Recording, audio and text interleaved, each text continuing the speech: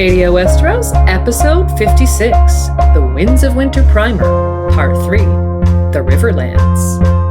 Spoilers all books! Hello, and welcome to another episode of Radio Westeros. I'm Lady Guinevere, and with me today is Yoke Boy. Yeah, hi! We have another packed episode for you all today, focusing on the Winds of Winter, specifically what's going on in the Riverlands. First up, we'll be discussing the prologue, what is likely to occur, and through whose eyes might we see the action. And next, we'll have a recap of Jaime's situation in Feast and Dance, followed by a parallel look at Brienne. Then we'll examine how their stories might intertwine in the Winds of Winter following the major cliffhanger at the end of A Dance with Dragons. After that, we'll move on to an intriguing look at Lady Stoneheart. This vengeful soul might well wreak havoc in the upcoming novel, and so we'll put forth our observations and predictions as the fandom wonders if there will be a Red Wedding 2.0. What does this mean exactly? Stay tuned for our thoughts about what could be one of the grimmest events in Winds. And finally, we'll round up all those miscellaneous loose ends in the Riverlands, from Chekhov's Wolfpack to the mysterious Green Men, and from Harrenhal to the Quiet Isle. So, plenty of Riverlands-themed content to keep you all entertained today. We want to thank all of you who have been tuning into our live streams. After some early tech headaches, we think that we've improved a lot, and we look forward to more. Please note, the video can be watched live with a social chat room or on YouTube after the stream, and there's a podcast version which comes a bit later but does have improved audio quality. So the choice is yours, folks. Yeah, and we hope that you are enjoying those live streams. We are enjoying creating them for you. And before we begin today, it's time for us to thank our patrons. Radio Westeros is supported by patrons, and our deepest thanks, as always, to our Flaming Lightbringer patron, TJ Harrington, our Dragonsteel patron, Peter, and our Pale as Milk Glass patrons, Maltude, Pepper, Whitney, Kelly, Laura, Daniel, John Wergarian, and Sister Winter. Yeah, thanks as always to all of you, and if you're interested in becoming a patron of the show, check out our campaign at patreon.com/Radio Westeros to see what benefits you could gain by supporting us. And now it's time to get started with part 3 of our The Winds of Winter primer.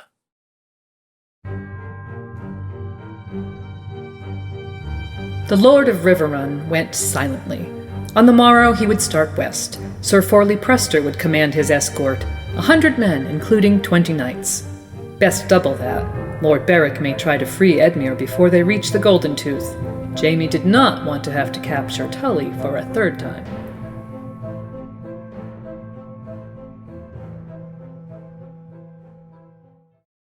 At San Diego Comic-Con in 2014, George dropped a huge tidbit about the prologue for The Winds of Winter. At a Game of Thrones panel, he commented that while Robb Stark's show wife Talisa was dead, her book counterpart, Jane Westerling, quote, is still alive and will be seen in the prologue of The Winds of Winter. Because all of his prologue characters to date have met their deaths, fan speculation about Jane's death immediately took on a fevered pitch. And not long after, George chose to clarify further in an interview. "I didn't say she was the viewpoint character," he explained. "I said she was in the prologue." Okay, so let's review what this means and what our thoughts on who the viewpoint character might be are. First, with regard to Jane's presence as a character seen in the chapter, it strikes us that since George seemed quite keen to clarify that Jane would not be the viewpoint character, who readers would expect to die in or as a result of the prologue, that perhaps we can expect her to survive. It's just possible that George has plans for Jane past the Winds of Winter prologue. Since A Storm of Swords, Jane Westling and her family had remained at Riverrun after Robb went to the twins for Edmure's wedding. They were there after the Red Wedding when Lannister forces moved swiftly to besiege the castle. When we last saw her in A Feast for Crows, she was departing Riverrun under guard, with her family and Edmure Tully heading for Casterly Rock. While Edmure was expected to be held indefinitely, Jane's family had negotiated a future marriage alliance for her. In Jaime's final A Feast for Crows chapter, we saw his interview with Jane and her mother. Jane is apparently still loyal to and mourning her dead husband's memory, but her ambitious mother is quick to remind Jaime of her agreement with Tywin and demand the promised rewards. For his part, Jaime is disgusted by Lady Sybil, whom he calls a scheming turncloak bitch, but agrees to uphold the terms of the agreement, with a caveat. The marriage would be made only after a period of 2 years to ensure there would be no doubt about the parentage of any children Jane would bear, at which point she would be married off to a lord or a lord's heir, as promised by Tywin. But in the meantime, she would be held under guard since, as Jaime sees it, the young wolf's widow is, quote, twice as dangerous as Edmure if she were ever to escape us. And that's saying something since, as a potential rallying point for the defeated Riverlords, Edmure himself posed plenty of danger to the Iron Throne. He was plainly unrepentant, and only Jaime's threat to send his as-yet unborn child by Roslyn Frey to him over the walls of Riverrun with a trebuchet persuaded him to arrange the capitulation of the castle to Jaime, who would then turn it over to Emmon Frey, Lord Walder's second son and husband to Tywin's sister, Jenna Lannister. So, Jaime chose Sir Forley Prester to escort the captives back to the Westerlands from Riverrun. Prester had been with Jaime at the Battle of the Golden Tooth and under the walls of Riverrun in the early days of the War of the Five Kings. When Jaime's defeat and capture at Whispering Wood led to the defeat of the Westermen encircling Riverrun at the Battle of the Camps, Prester was one of the only Lannister commanders who was able to retreat in good order, saving the lives of nearly 4,000 soldiers. Since that time, he had been given command of a force guarding the pass at the Golden Tooth. Following Robb's death, Prester joined up with Davin Lannister in command of the reformed version of the army that was lost when Davin's father Stafford was defeated and killed by Robb at Oxcross, to descend from the hills and begin the second siege of Riverrun. When Jaime arrives on the scene in A Feast for Crows, his cousin Davin tells him, "We have the castle well encircled. Sir Ryman and the Freys are north of the Tumblestone. South of the Red Fork sits Lord Emmon, with Sir Forley Prester, and with what remains of your old host, plus the Riverlords who came over to us after the Red Wedding. A sullen lot, I don't mind saying. Good for sulking in their tents, but not much more. Mine own camp is between the rivers, facing the moat and Riverrun's main gates. We've thrown a boom across the Red Fork, downstream of the castle." Of note, Sir Forley is probably also a cousin of Jaime and Davin's, though perhaps a distant one. He's a kinsman of uncertain, though probably close, relation to the current Lord of Feastfires, Garrison Prester. Garrison was closely related to Marla Prester, the mother of both Joanna and Stafford Lannister. And Jaime seems to hold his cousin Forley in high regard, thinking that he was no man's fool, and later even contemplating him as a potential Hand of the King if his uncle Kevin declined to accept the role. So as someone who has Jaime's respect and trust, which was not a claim many of the commanders at Riverrun could make, Forley was a natural selection to lead the group that would be returning to the west. Initially meant to be a group of 100 guards, including 20 knights, after the Blackfish escaped Riverrun on the eve of its surrender, Jamie decided to double that number, worrying that Lord Beric's men may try to free Edmure before they reach the Golden Tooth. This in itself is interesting since, as we know, Lord Beric hadn't exactly aligned himself with either side in the War of the Five Kings, instead choosing to champion the small folk of the Riverlands. Furthermore, by this time Beric was finally dead, having passed on his life to the Revenant Catelyn Stark, though the rumor of Mother Merciless, or the Hangwoman, was just beginning to take hold in the region, and after so many resurrections, the truth of Beric's death would probably take some time to be accepted as well. In fact, the way he's spoken of in A Feast for Crows by many characters, it seems like Beric Dondarrion has passed into legend, and of course, legends never truly die. Nonetheless, Beric and his Brotherhood clearly remain a concern, and with good reason. After Jaime persuaded Edmure to enter Riverrun to convince his uncle Brynden to surrender the castle, Edmure was left briefly alone with Jaime's squires Josmyn Peckledown, Garrett Page and Lou Piper, the girl Pia and the bard Tom O'Sevens. Tom, as we know, is a member of the BWB, and it's at this point that we assume a conversation was had between the two men, information relayed and perhaps plans made.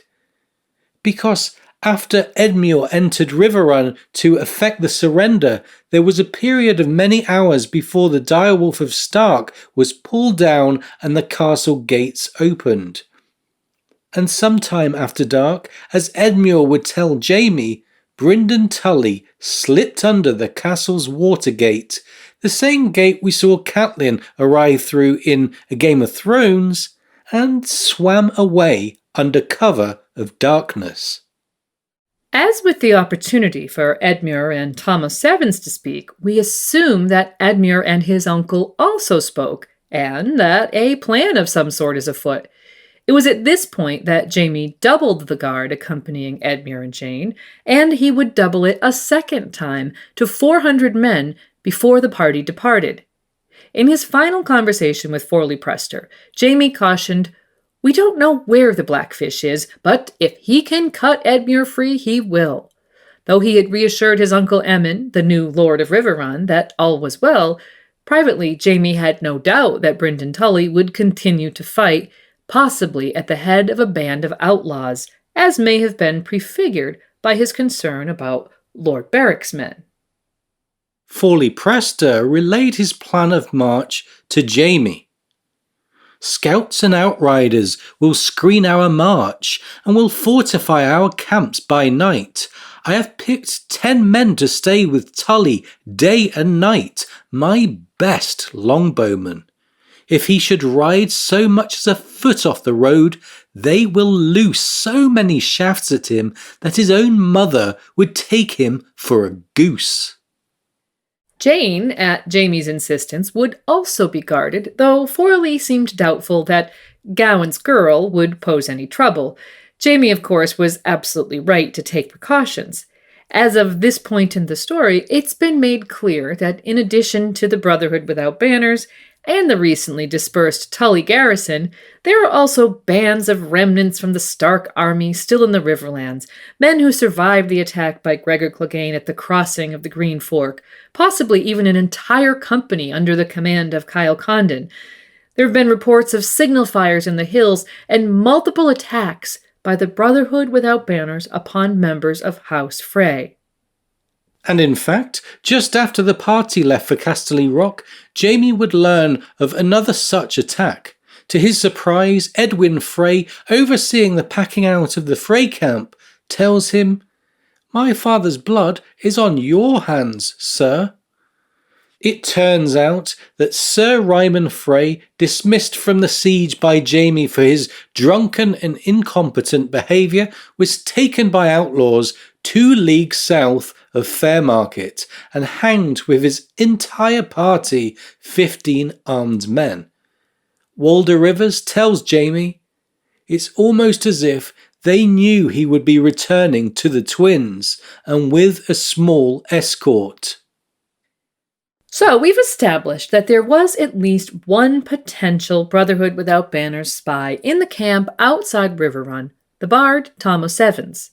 But as he doesn't seem to have gone anywhere, we wonder how news of Ryman's movements were given to the Brotherhood. Based on a few clever references, we think we have a pretty good idea of how this might have occurred. When Sir Ryman was dismissed by Jamie, he was in the company of a camp follower who self-identified as the Queen of Whores. She was seen to be wearing a crown, quote, a circlet of hammered bronze, graven with runes and ringed with small black swords. Yes, so obviously the crown of Robb Stark there. Tom 07 Streams was also present for Ryman's dismissal, and while Ryman was ordered to leave the crown based on the fact it would next be seen in the hands of none other than Lady Stoneheart, we might assume he did not, and was perhaps still in the company of the woman as well. Could she have been the source of the BWB's information? We find it interesting that, according to Merritt Fraser's Storm of Swords epilogue point of view, Peter Frey was also in the company of a camp follower just before he was hanged by the BWB. While 2 might be a coincidence or simply indicate a predilection for sex workers on the part of the Freys, let's fast forward a bit to Jaime's Lone A Dance with Dragons chapter, where we can point out the speed with which the Brotherhood, in the person of Brienne of Tarth, were able to track Jaime to Pennytree after his visit to Raventree Hall. Remember Hildy, the camp follower he met there with Lord Jonas Bracken? The day Jaime met with Lord Jonas and Lord Tytos, and Hildy, he departed Raventree Hall and arrived at Pennytree the same evening. Around midnight, Brienne rode into camp looking for him. We think it's less likely to be a coincidence that in 3 cases where the Brotherhood is looking for a target and quickly locates them, there turns out to have been a camp follower involved. Okay, so with a more or less established network of spies and secret communications, a significant amount of manpower in the offing, the Blackfish at large, a demonstrated wealth of weapons available by plunder, and the ability for the smith Gendry to have been forging arms and armour at the inn at the crossroads, we think that something big is about to happen in the Riverlands, and George's comments about seeing Jane Westerling in the prologue seem to support this. Also of extreme interest is that the Blackfish was presumably the mastermind behind the great Stark-Tully victory at Oxcross, which involved circumventing the Golden Tooth via a secret path discovered by Grey Wind. As we've said in the past, it's quite possible that the Blackfish means to take command of the Riverrun garrison and set out for the Westerlands to ambush Foley Prester's party and free Edmure and Jane, whose safety he was charged with in A Storm of Swords when, upon his departure from Riverrun, King Robb named his great-uncle Warden of the Southern Marches, which specifically involved Queen Jane's protection. In addition, we should mention the Great Riverlands Wolf Pack. As we'll be discussing later, George has called it Chekhov's Wolf Pack, indicating we can expect some involvement of Tooth and Claw coming up in the story. Years ago, Lady Gwyn wrote an extensive essay about the political situation in the Riverlands, and after the release of The World of Ice and Fire, one of our listeners pointed out a couple of newly revealed details. In the section on the Riverlands, Yandel speaks of the wars between the First Men, still allied with the First People of Westeros, the Children of the Forest, and the Andals. Yeah, he mentions, quote, the night in the White Wood, where supposedly the Children of the Forest emerged from beneath a hollow hill to send hundreds of wolves against an Andal camp, tearing hundreds of men apart beneath the light of a crescent moon. And then later tells the story of Eric the Kinslayer's defeat of the First Men and the Children at a place called High Heart. Crowned by a grove of giant weirwoods, ancient as any that had been seen in the Seven Kingdoms, High Heart was still the abode of the children and their green seers, When the Andal king Eric the Kinslayer surrounded the hill, the children emerged to defend it, calling down clouds of ravens and armies of wolves, or so the legend tells us. Though tooth and claw were not sufficient to bring the defenders victory in this case, we do think that there's a great potential for possible parallels with the current conflict between the Riverlanders and the conquering Lannisters, starting with a group that is known to shelter in a hollow hill, and a mentioned huge wolf pack in the area. But could the wolf pack be involved in the action of the prologue? Because we've had 3 Arya POV chapters on the timeline since Jaime and the Prester party departed Riverrun, and because she has been shown to run with Nymeria in her dreams but never sees this type of attack, we tend to think this might not be the case, and that the wolves won't have their time until somewhat later in the book.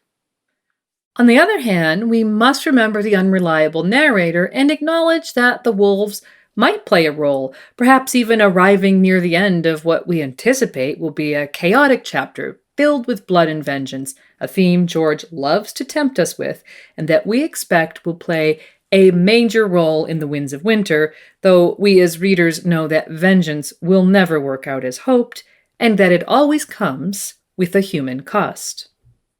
One other thing we should mention is the setting.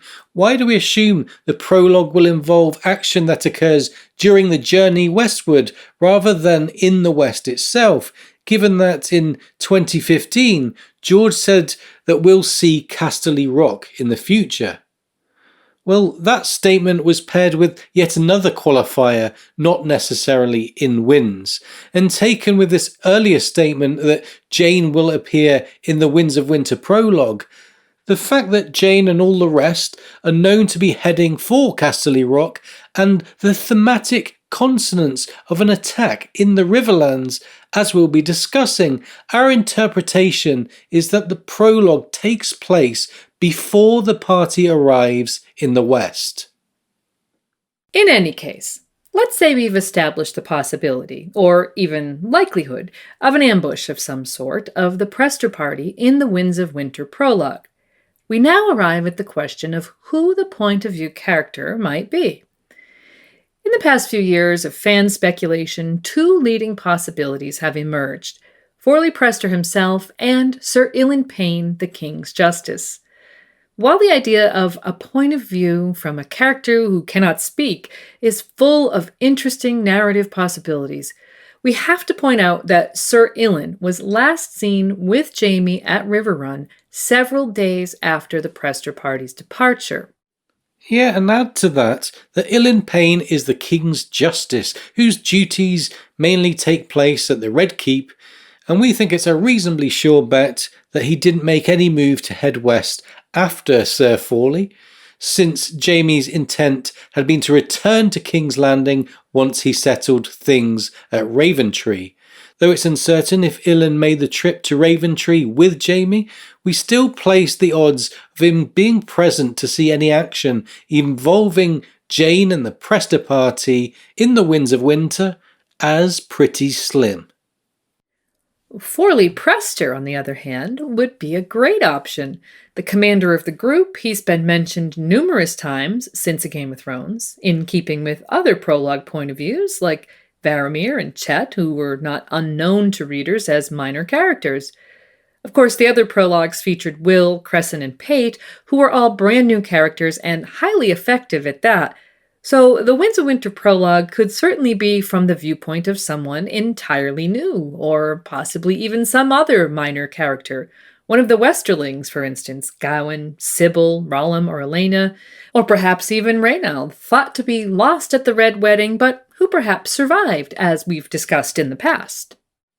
Briefly, let's consider the purpose of prologues in A Song of Ice and Fire. In a story told exclusively from character viewpoints, one-off prologue characters offer viewpoints that we can't get anywhere else, from Will's story of what happened to Garrett and Waymar Royce beyond the wall to Pate's insider view of the Citadel, and often provide exposition or background that will remain relevant throughout the upcoming volume. Think of Chet's internal monologue laying out the plans for a Night's Watch mutiny and Varamir's description of life as a warg, its rules and the concept of Second Life. Finally, they can serve to introduce the reader to new characters and settings that will remain relevant in their novel. Think Pate in Old Town again, and especially Crescent at Dragonstone with Stannis, Davos and Melisandre. Also, while the prologues often set important themes and tones for their novel and provide important narrative hooks to the reader, they also uniformly function as standalone short stories with beginning, middle, and end, with the resolution being the death or imminent death of the viewpoint character.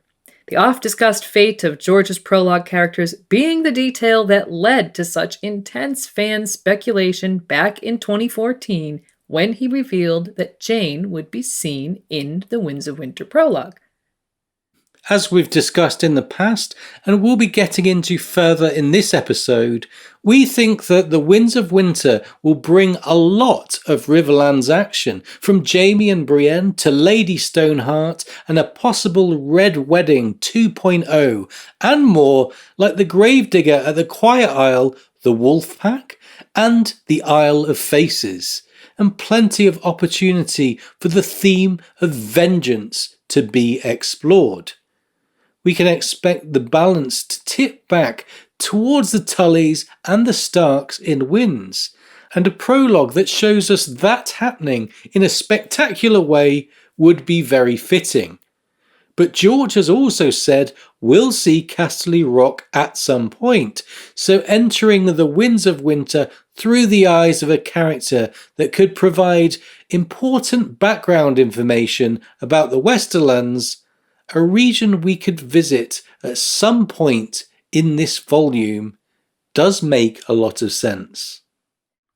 Yeah, and so if the viewpoint is to be a previously introduced character, we'd say someone from the West, like Forley Prester, for the military background he could provide, or perhaps Sybil Westerling, the plotter and schemer, for what we could learn about the long reach of Tywin Lannister.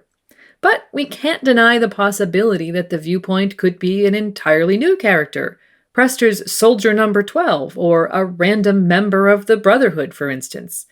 In any case, we can expect this chapter to offer a thrilling entree into the Winds of Winter that will also set us up for the rest of the book to come. And speaking of setting up, we're going to transition now to another character we expect to see in the Riverlands early in the Winds of Winter.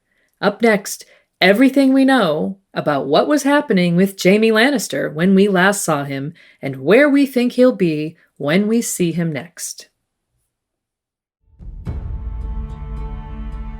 Somehow he did not think the Maesters were like to confuse him with Prince Aemon the Dragon Knight when they wrote their histories. Still, he felt curiously content. The war was all but won. Dragonstone had fallen, and Storm's End would soon enough, he could not doubt, and Stannis was welcome to the Wall. The Northmen would love him no more than the Stormlords had. If Roose Bolton did not destroy him, Winter would. And he had done his own part here at Riverrun without actually ever taking up arms against the Starks or Tullys. Jaime Lannister had one point of view chapter in A Dance with Dragons, and what happened to him at the end of it is one of the biggest and most discussed cliffhangers from that novel. But before we discuss what happened in that chapter and speculate about where the Winds of Winter will find him, let's recap what he was up to in A Feast for Crows, because there are quite a few details from his final chapter from that book which we think will have some bearing on his upcoming arc. In fact, many of the details we discussed in the last segment are taken from Jaime's final A Feast for Crows chapter. Following the departure of the Prester party, we noted that Jaime visits the Freys, Edwin and Walder Rivers, and learns of Rymon's execution by hanging at the hands of a band of outlaws. After expressing his sympathy and ignoring their claim that Rymon's blood was on his hands, Jaime informs them that the Iron Throne requires the prisoner from the Red Wedding to be turned over. Yeah, this is in keeping with the promise he will make to the Riverlords that their captives will be ransomed. And while he's keeping promises, Jaime asks the Freys about the whereabouts of Reynold Westerling, as he had promised Lady Sybil he would do. Though Edwin declares, "You'll find that one feeding the fish at the bottom of the Green Fork." Walder Rivers gives more detail. "He was in the yard when our men came to put the direwolf down. Wayland demanded his sword, and he gave it over meek enough.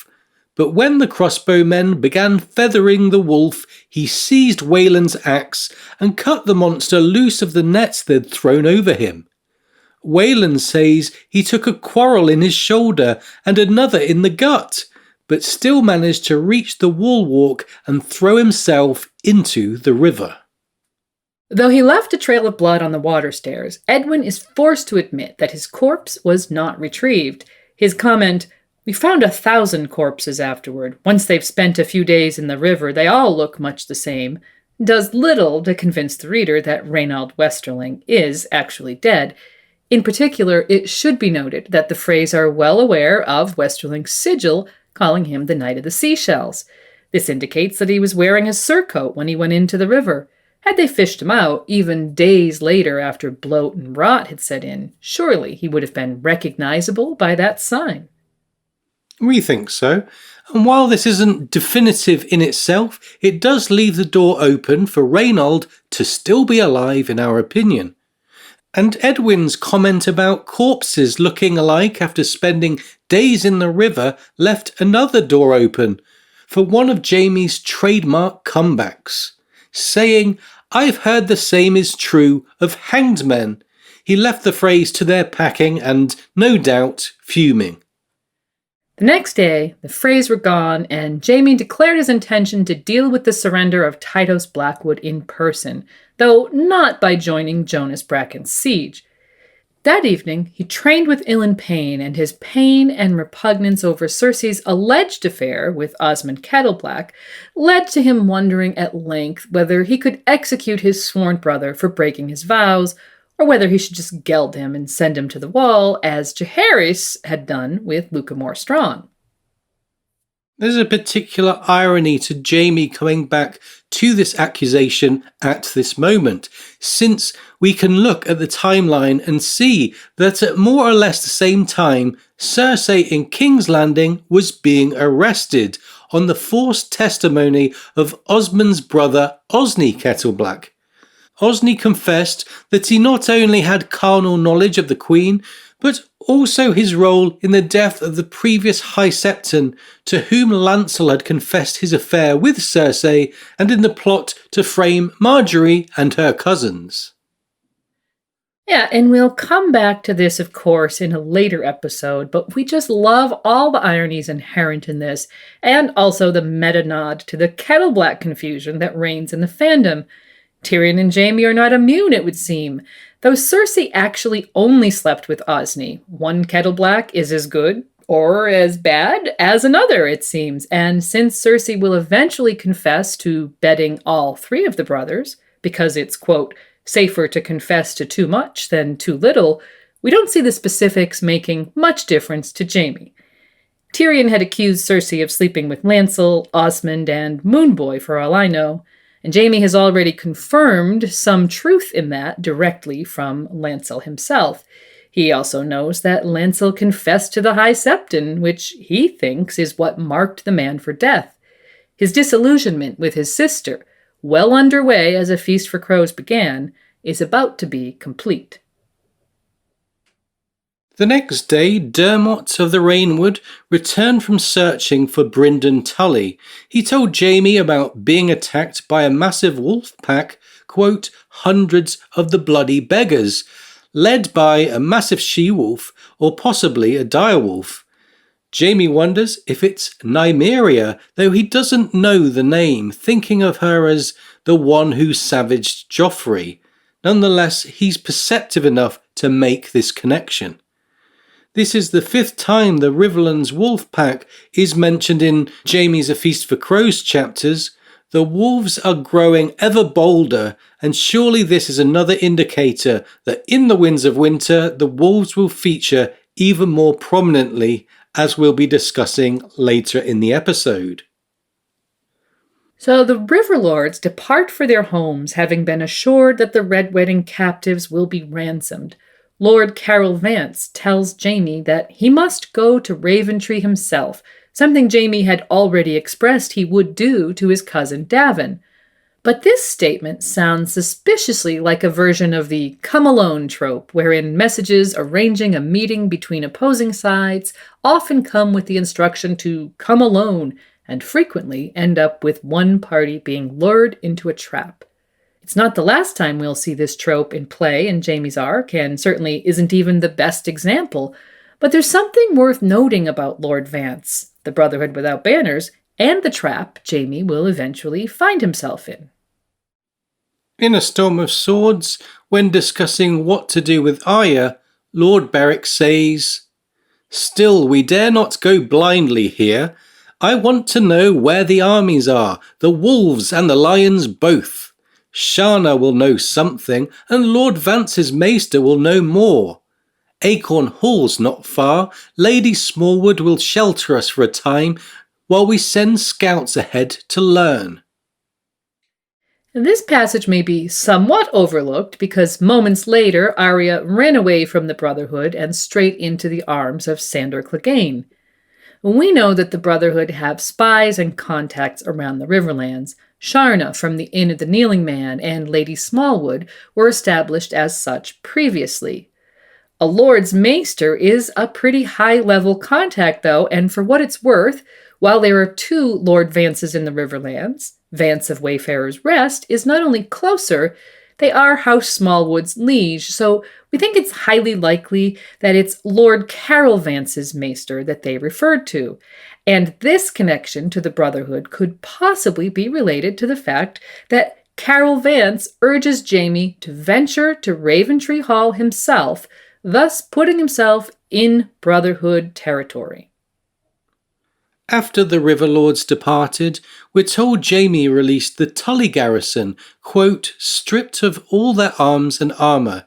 Each man was allowed 3 days' food and the clothing on his back, after he swore a solemn oath never to take up arms against Lord Aemon or House Lannister." While Jenna Frey questions the wisdom of this, Jaime is adhering to a vow of his own, as we'll see, while trying to ensure that these men are held by similar vows. Unfortunately, since there are plenty of targets in the area that have nothing to do with Lord Aemon at Riverrun or House Lannister, namely numerous other Freys, we might tend to agree with Lady Jenna that there was considerable risk of these men joining with the outlaws at large in the Riverlands. And speaking of Lady Jenna and the BWB, after the besiegers all depart Riverrun over a period of 7 or 8 days, Jaime's left with his own tale, his aunt and uncle and their household, which includes a garrison of about 200 men, and the bard Thomas Sevens.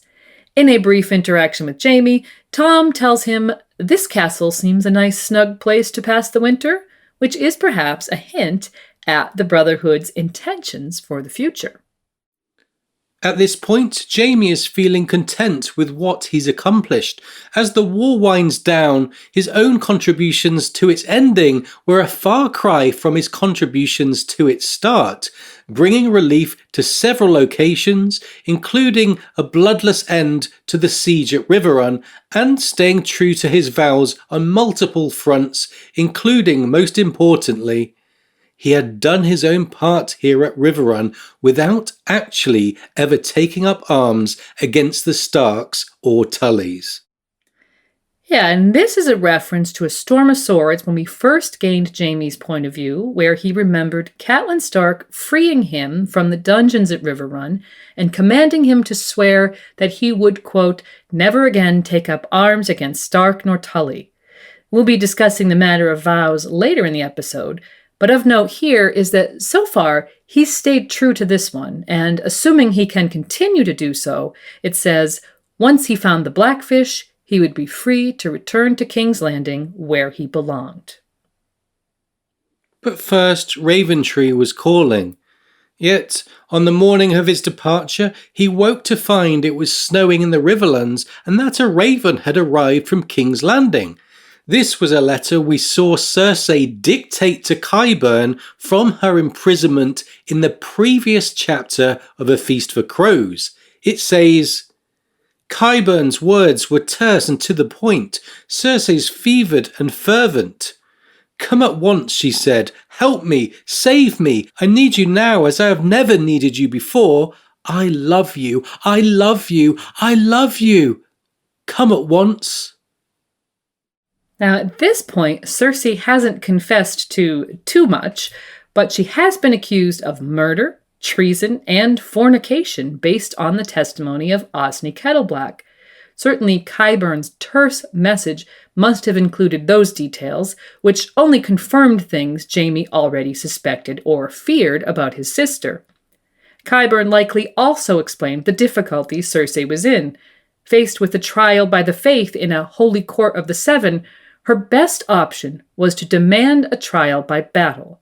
Unfortunately, such a course would require a member of the Kingsguard to stand for her, and the champion Qyburn and Cersei would prefer to use was not a member of the Kingsguard. Of Tommen's Kingsguard, both Balon Swan and Aerys Oakhart were in Dorne. Loras Tyrell was gravely wounded, and a Tyrell. Osmond Kettleblack was her accuser's brother and would soon join him in prison, and Boros Blount and Meryn Trant are both, simply put, useless.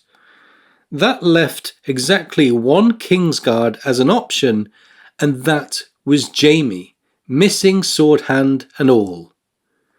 The detail wherein he was literally the last resort could not have escaped Jaime no more than the details of his sister's crimes. For someone who was very consciously trying to redeem himself, if only on a private level, and who had already been thinking of ways he could have Cersei set aside and winkle Tommen from her clutches, and of who might be tapped as a suitable hand, perhaps what happened next is no great surprise. Yeah, when Maester Vyman asked if there would be an answer, Jaime replied no, before handing the parchment to his squire and instructing him to put it in the fire. Burning items of importance, especially papers or things that represent one's past, is a common trope that can symbolize letting go of the past and embracing the future. As such, these types of fiery tropes are often ending tropes, meaning they occur at the end of a novel, episode, or character arc. And so this scene comes at the end of Jaime's A Feast for Crows arc, the last sentence of the penultimate chapter of that book. Going into A Dance with Dragons, Jaime seems to have chosen his honour over his sister for the first time in his life. It's a wonderful growth moment for him, built up throughout his arc in A Feast for Crows, in which he, like Brienne, is once again traversing the Riverlands as they did in A Storm of Swords. This time, both are on individual journeys of discovery, searching for something that may prove impossible to find. But of note, their journeys occur in parallel in real time, not just thematically. As Brienne arrives near the crossroads, Jaime leaves Darry for Riverrun. As she fights Rorjan Biter, Jaime marches west. As she recovers, he negotiates. As she endures a trial by Lady Stoneheart, recently returned from Fairmarket, and the execution of Ryman Frey, he prepares to leave Riverrun, bound for Raventree Hall. Jaime's lone chapter in A Dance with Dragons begins with a description and brief history of Raventree Hall and the surrounding area. Though nowhere near as well read as his brother Tyrion, throughout his chapters in A Feast for Crows and A Dance with Dragons, Jaime shows at least an awareness of history that his sister, by contrast, lacks. As he approaches Raventree, he contemplates what his next move will be once Lord Tytos has bent the knee. In the moment, he's thinking of King's Landing, where his thoughts have been turning repeatedly in his last 2 chapters. While these thoughts are mostly about changes he hopes to facilitate, he's keenly aware of the problem of Cersei and of the hopelessness of her cause. She's guilty of the charges laid at her door, he's certain, and he would be unable to defend her morally or physically, even if he were so inclined. If she was still alive when he returned, he'd have to reckon with her and her crimes, and while he seems to be all about settling unfinished business so that he can return to King's Landing, he doesn't seem to be in a rush to address this particular situation. In fact, his burning of her letter, symbolizing as it did a letting go of the past, may have freed him to be fully in the present in the Winds of Winter. While he's still conscious of his duties and thinks about Tommen and of Myrcella and Dorne, his thoughts making it plain that he would like to tell them the truth of their parentage, there's a distinct difference in his thought process now from where he was in A Storm of Swords. He thinks of himself, of honor, and of truth, and dismisses Cersei as something to be dealt with later. A slight cognitive dissonance regarding the situation in King's Landing aside, he hasn't forgotten the Blackfish. He's aware that Brynden Tully must be recaptured and has offered his aunt and uncle at Riverrun assurances that he will be. He questions Jonas Bracken about him and still has several groups out looking for him, including Sir Dermot of the Rainwood, who had earlier reported back about being attacked by wolves. The bulk of this chapter, though, deals with Jaime negotiating the surrender of Raventree and ending Jonas Bracken's siege. We meet, briefly, the woman Hildy that we mentioned in the last segment, whom we suspect of being a Brotherhood spy, and Jaime's negotiation with Lord Tytos is nearly as brief as his interview with Lord Bracken. Having accomplished the surrender of the last part of Robb Stark's Riverlands kingdom, Jaime takes his leave of Raventree on the same afternoon that he arrived, now accompanied by one of Lord Tytos' sons, Hoster. And as evening approaches, the group find themselves in Pennytree, about halfway back to Riverrun. Hoster Blackwood has been teaching Jaime some of the history of the Riverlands and the famous Blackwood-Bracken feud. We learn that Pennytree has been a royal fief for about 100 years, or roughly since the first Blackfire Rebellion, in which Blackwood and Bracken found themselves, as usual, upon opposite sides. And Jaime considers asking his new hostage the story behind the Pennytree which gives the settlement its name, but opts to keep it mysterious.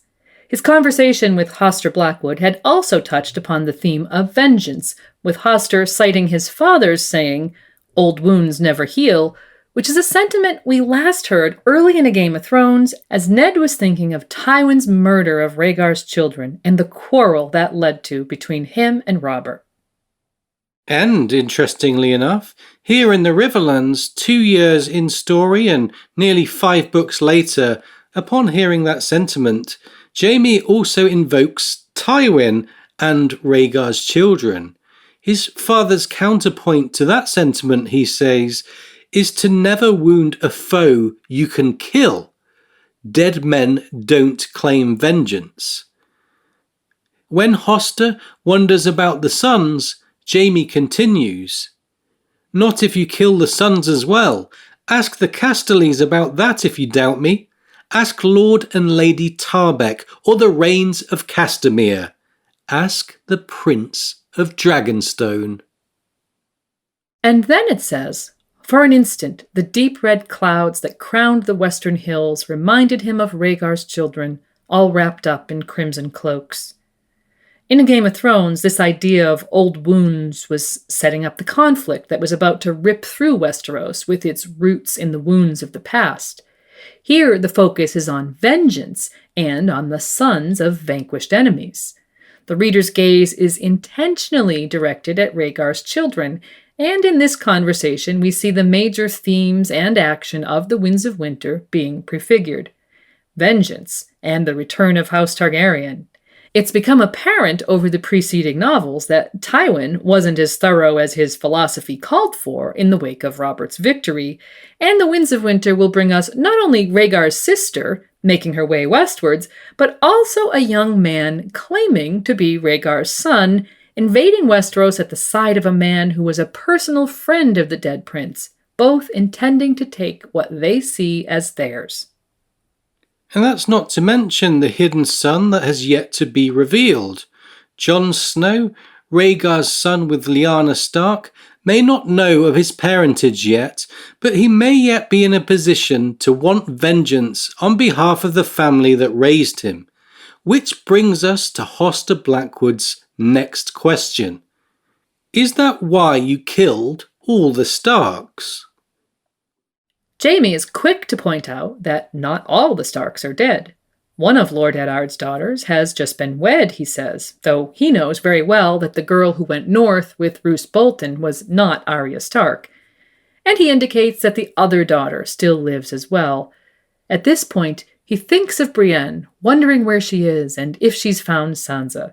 And almost as if his wondering was a summoning spell, just a few hours and 2 pages later, a woman rides up to his camp. It says, "He posted sentries to see that no one left the confines of the village. He sent out scouts as well to make certain no enemy took them unawares. It was near midnight when 2 came riding back with a woman they had taken captive. She rode up, bold as you please, my lord, demanding words with you." Jaime was amazed and horrified to see Brienne. She had aged, and her face was still bandaged from the wounds Biter gave her. But touching the hilt of Oathkeeper, she reminded Jaime of her quest. She had found the girl, she tells him, a day's ride away, but, she says, "You will need to come alone, elsewise the Hound will kill her." We know from Cersei's first A Dance with Dragons chapter, during her imprisonment some weeks later, that Jaime did leave with Brienne and has not been seen since. While his A Dance with Dragons arc encompassed just this one relatively straightforward chapter, his upcoming arc is bound to be anything but simple. In fact, what will happen with Jaime and Brienne is one of the biggest story arcs fans look forward to in The Winds of Winter. But before we explore the possibilities for them, let's review what happened with Brienne at the end of A Feast for Crows that led her to Pennytree and a reunion with Jaime, including where Lady Stoneheart and the Brotherhood without banners fit in.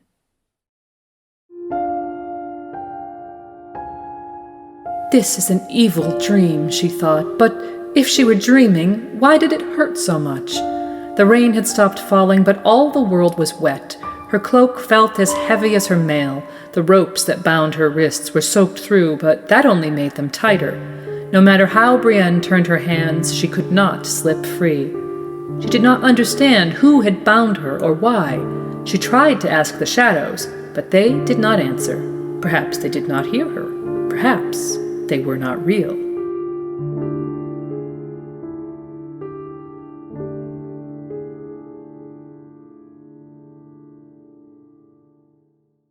Brienne's A Feast for Crows arc deals primarily with her search for Sansa Stark. Wandering the wasteland that is the Riverlands, her story meanders across themes that closely mirror those of T.S. Eliot's masterpiece of postmodern intertextuality, The Wasteland, which begins with themes of disillusionment and despair, then shows personal encounters with images of death, before ending with a scene of judgment and vengeance, much as Brienne's arc will. It's those scenes of death and devastation that truly define Brienne's story arc as she travels the Riverlands, so changed from her last journey through it in Jaime's company. Then the war had only begun to touch the place. There were scenes of death, but the conflict of opposing sides was clear, and the despair and rot in the landscape and the human souls who occupied it had not truly set in. Early in their journey from Riverrun to King's Landing, with Jaime as a prisoner, Brienne stopped to cut down a group of sex workers who had been hung for the crime of laying with lions, with the intention of giving the women a decent burial. The pursuit of Sir Robin Ryger and a contingent of guards from Riverrun interrupted them, but in the scene we were reacquainted with Brienne's sense of honour, and soon after, as she dispatched the pursuers, we're introduced to her conviction about the importance of vows and also Jaime's growing respect for her. How different her journey in A Feast for Crows is, as her experiences show her a region that is stalked by despair and descending into bitter vengeance. After weeks traveling in this environment, she doesn't pause to contemplate burying the dead she sees hanging from the trees along the road from Salt Pans to the crossroads, but hurries on, seeking respite. Interestingly, it turns out that when Jaime snarked at the phrase that hanged men all look alike, as we mentioned in the last segment, he was echoing Brienne's thoughts as she observed those dozens of hanged men on the approach to the inn at the crossroads. Swollen in death, with faces gnawed and rotten, they all look the same. And this is a theme that is struck over and over in the Riverlands arcs. Death is indeed the great equalizer. But while the dead have no allegiance, this erasure of identity stands in contrast to the sigils still borne by the corpses. Does allegiance mean anything in the end? The author seems to be asking.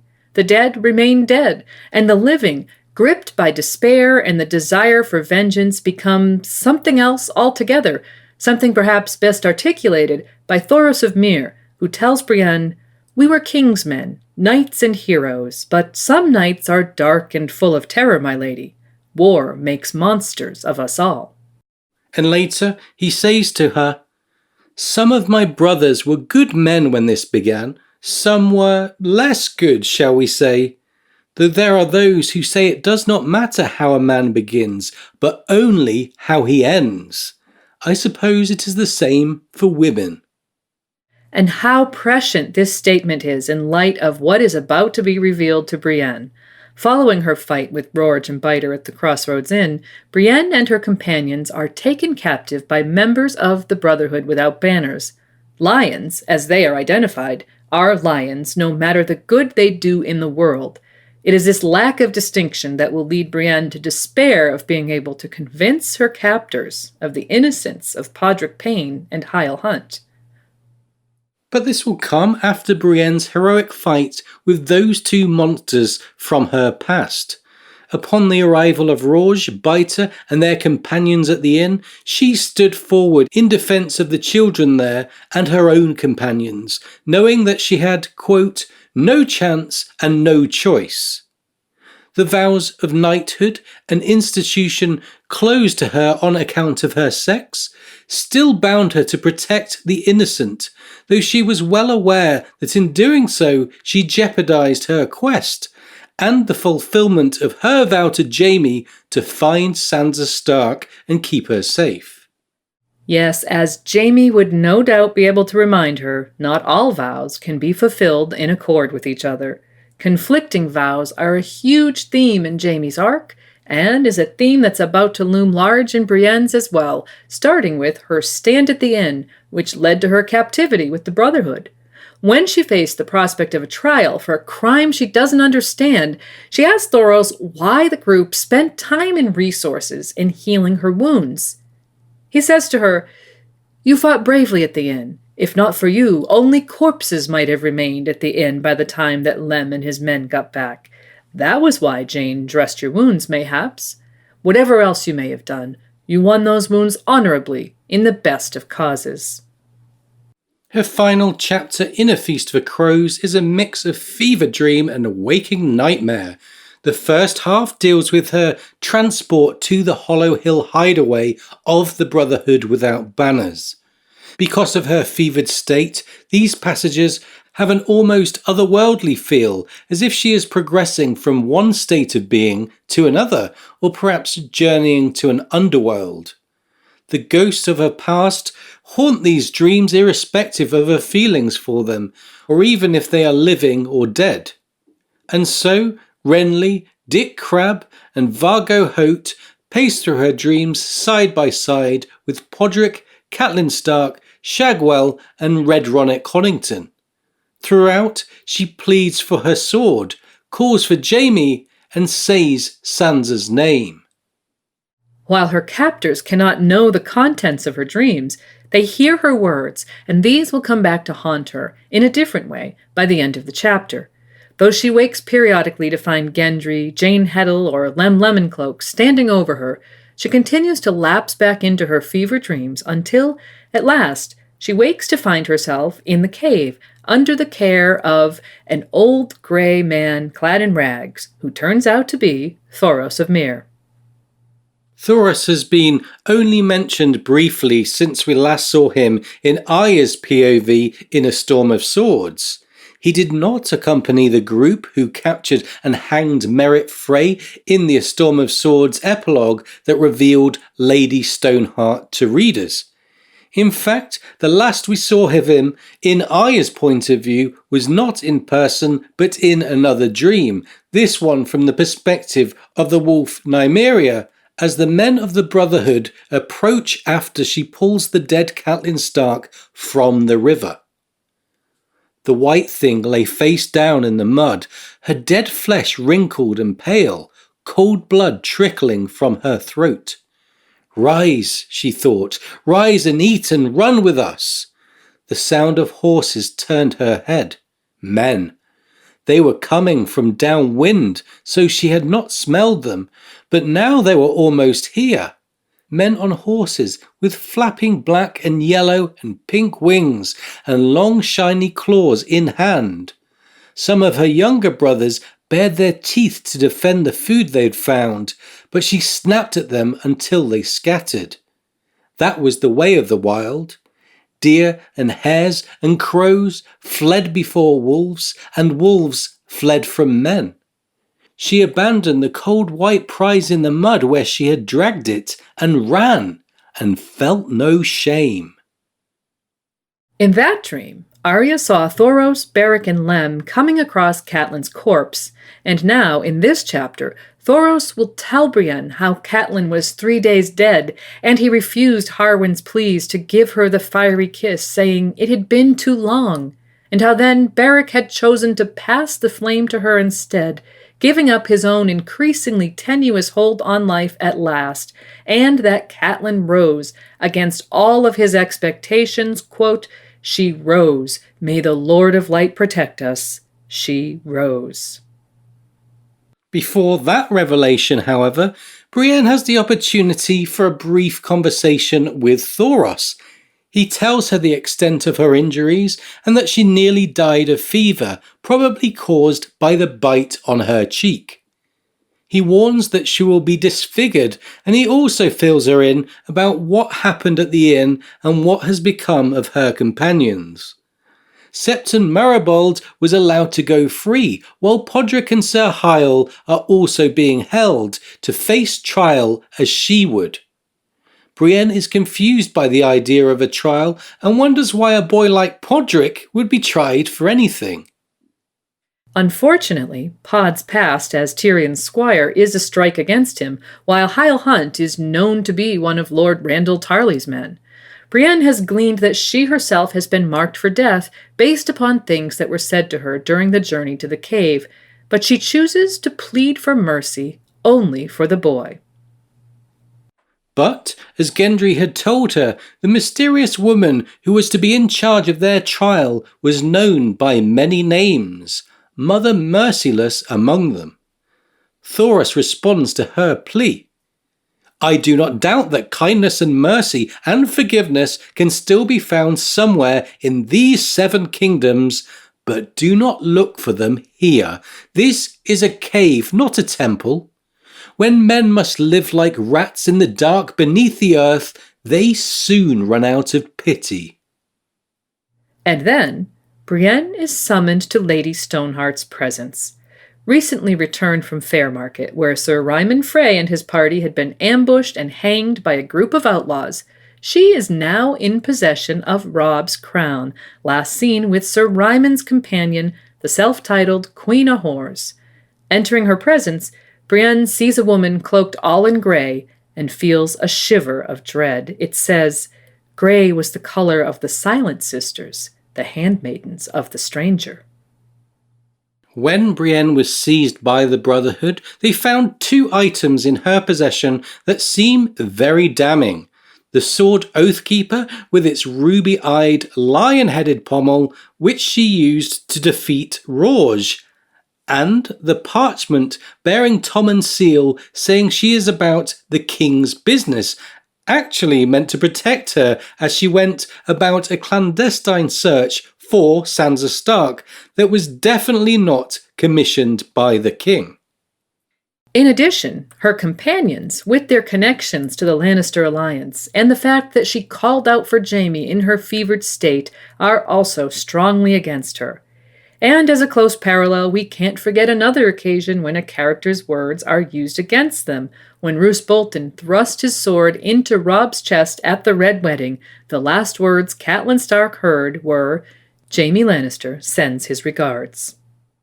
Though this was a malicious reference to Jaime's flippant farewell to Roose, still nominally Robb's bannerman, as he left Harrenhal, and not at all an indication that Jaime bore any responsibility for the massacre, these words will likely prove impossible for Lady Stoneheart to forget.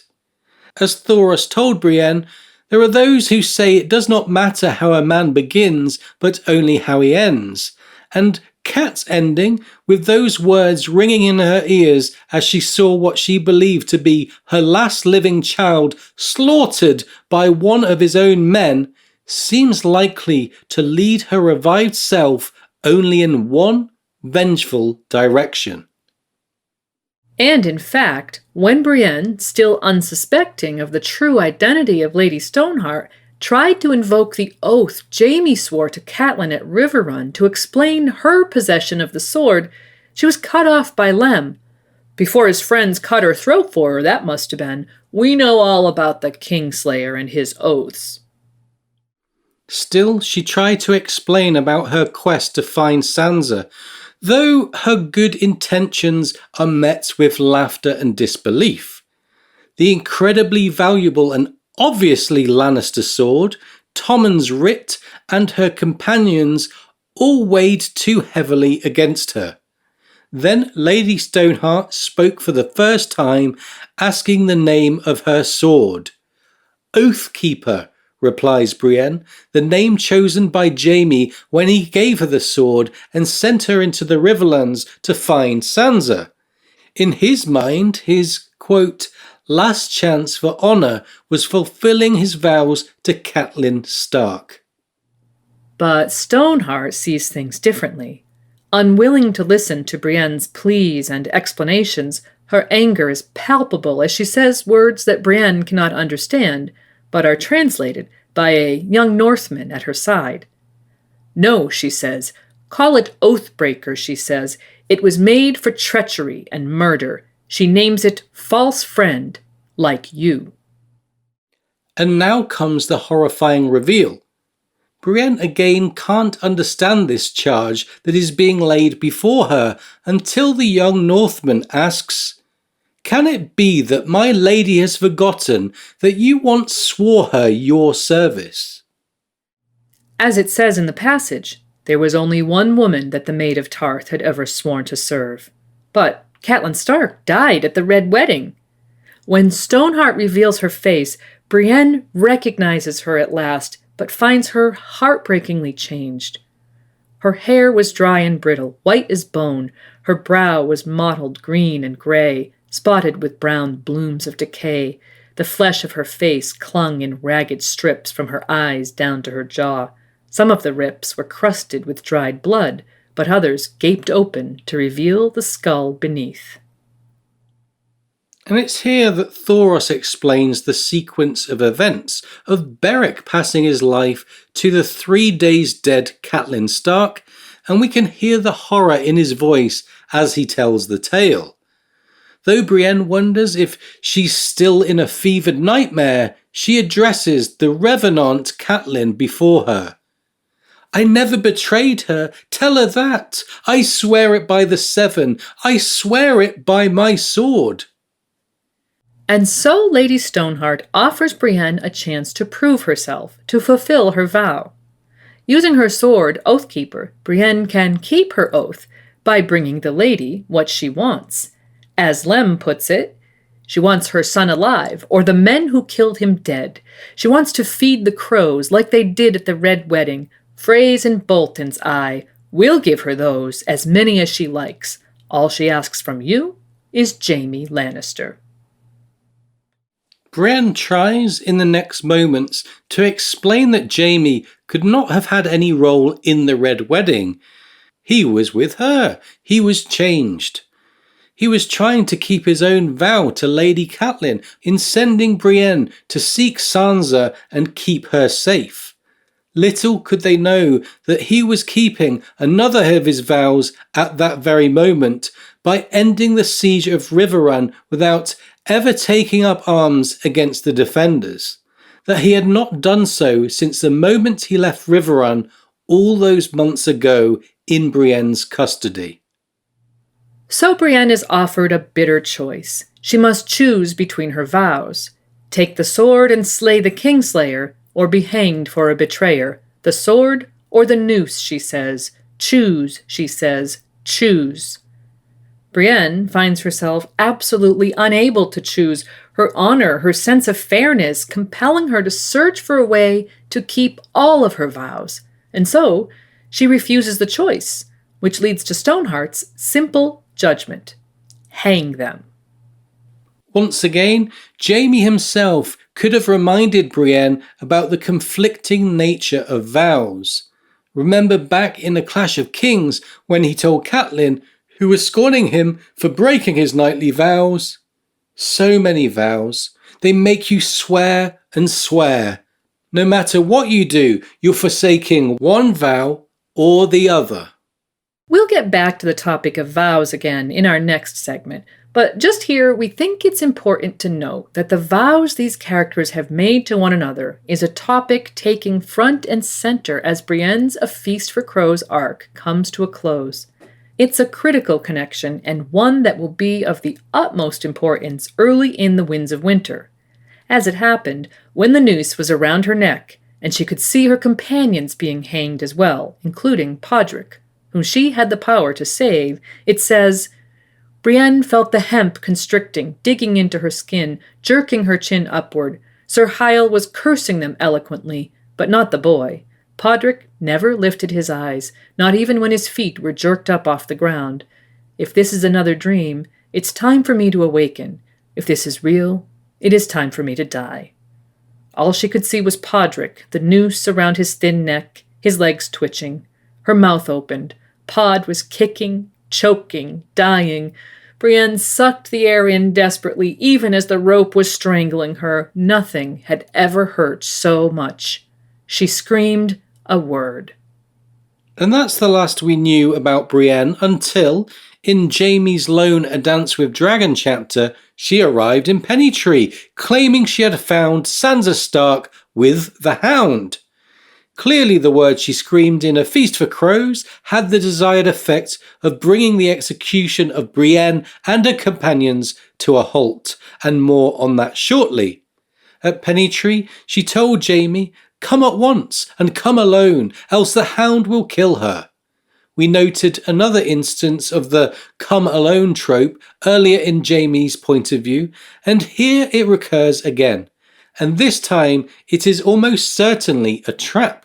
The cost of saving her companions' lives, according to the demands of Stoneheart, was to be Jaime's life. Brienne is mentioned just one more time in A Dance with Dragons, in Cersei's first point of view, when Kevan visits her in jail.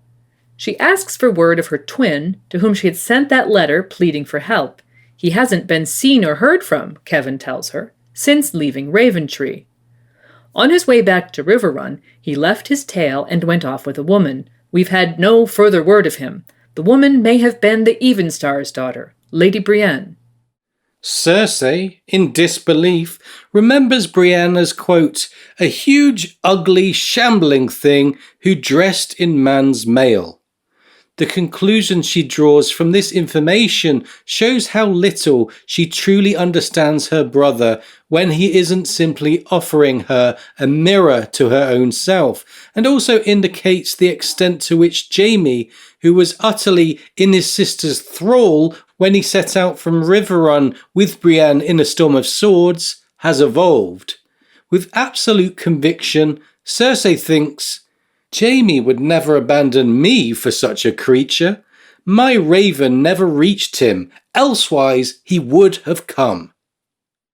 But as we know, Jaime did receive her letter, which he burned, and he did indeed leave with Brienne, seeking a way to find his lost honor, the echo of which he has seen in the earnest and principled Maid of Tarth. In her he saw an opportunity to regain something he had lost long ago, their brief association inspiring in him the knowledge that his future was a tabula rasa, a blank page on which he could literally write whatever he chose. And so, coming up in our next section, we'll discuss the word Brienne screamed, how she happened to arrive in Pennytree at exactly the right moment to find Jaime, what the Winds of Winter might have in store for the pair, the meaning of vows and who owes what to whom, and much, much more. And now, at the midway point of the episode, it's time for us to say thank you to our patrons from the Valyrian Steel level. Thanks so much to Aerodo, Aileen, Oxheart, Amber, Hortense of Ashai, B-Word, The Queen Beyond the Wall, Blithe Spirit, Catherine, Chris K, Christian, Marja the Mage, Dean, Eliana Targaryen, Lord Sosa and his faithful canine companion Theoden, Jill, John H, J.M., Herbert Westeros, the Miskatonic Maester, Juna of House Aiko, Casey, Lady of the Frostfangs, Lady Silverwing, Infandaris the Unspeakable Terror, Lady Steelwind, Sharon of Littlefield, Boss, the Sithorian, Sammy, Drew, Maddie, Scotty, Tim, and Lady Direliz of Castle Naki, the Alpha Patron.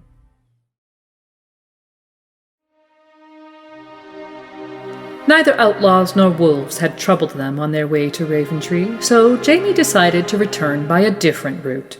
If the gods were good, he might stumble on the Blackfish, or lure Beric Dondarrion into an unwise attack.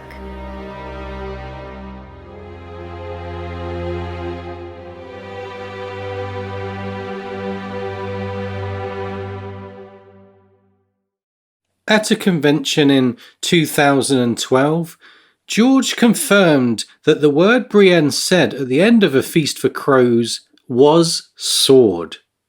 Lady Stoneheart had demanded Brienne swear her sword to the Brotherhood for the singular purpose of killing Jaime or face death.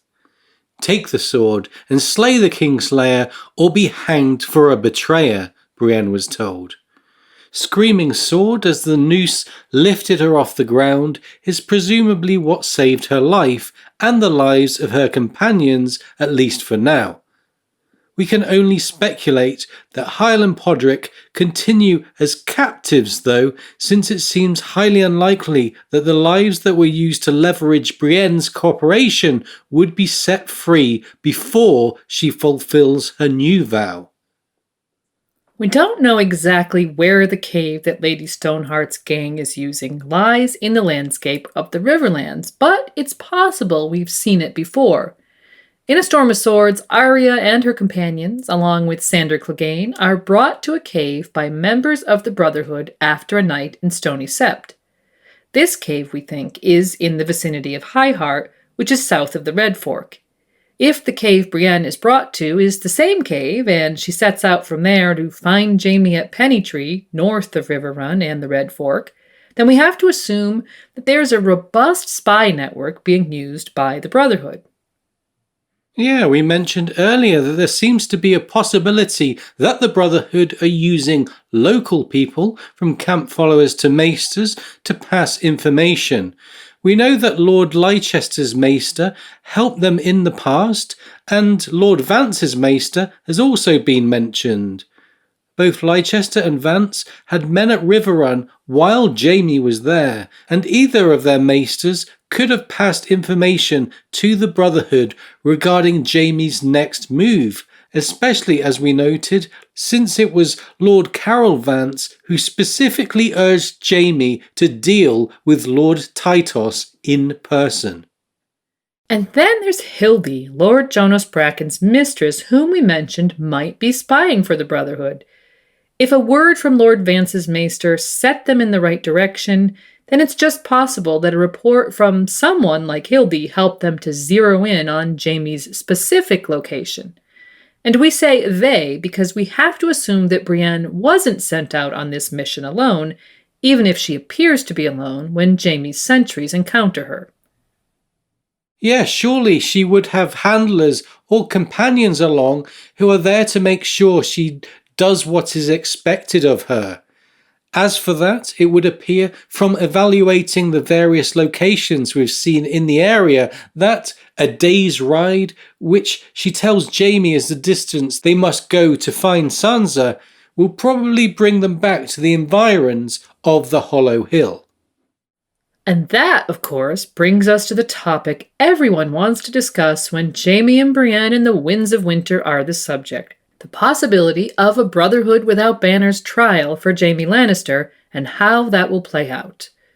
In A Feast for Crows, it seems like Jaime is simply marked for death, the result of Roose Bolton invoking his name as he stabbed Robb through the heart.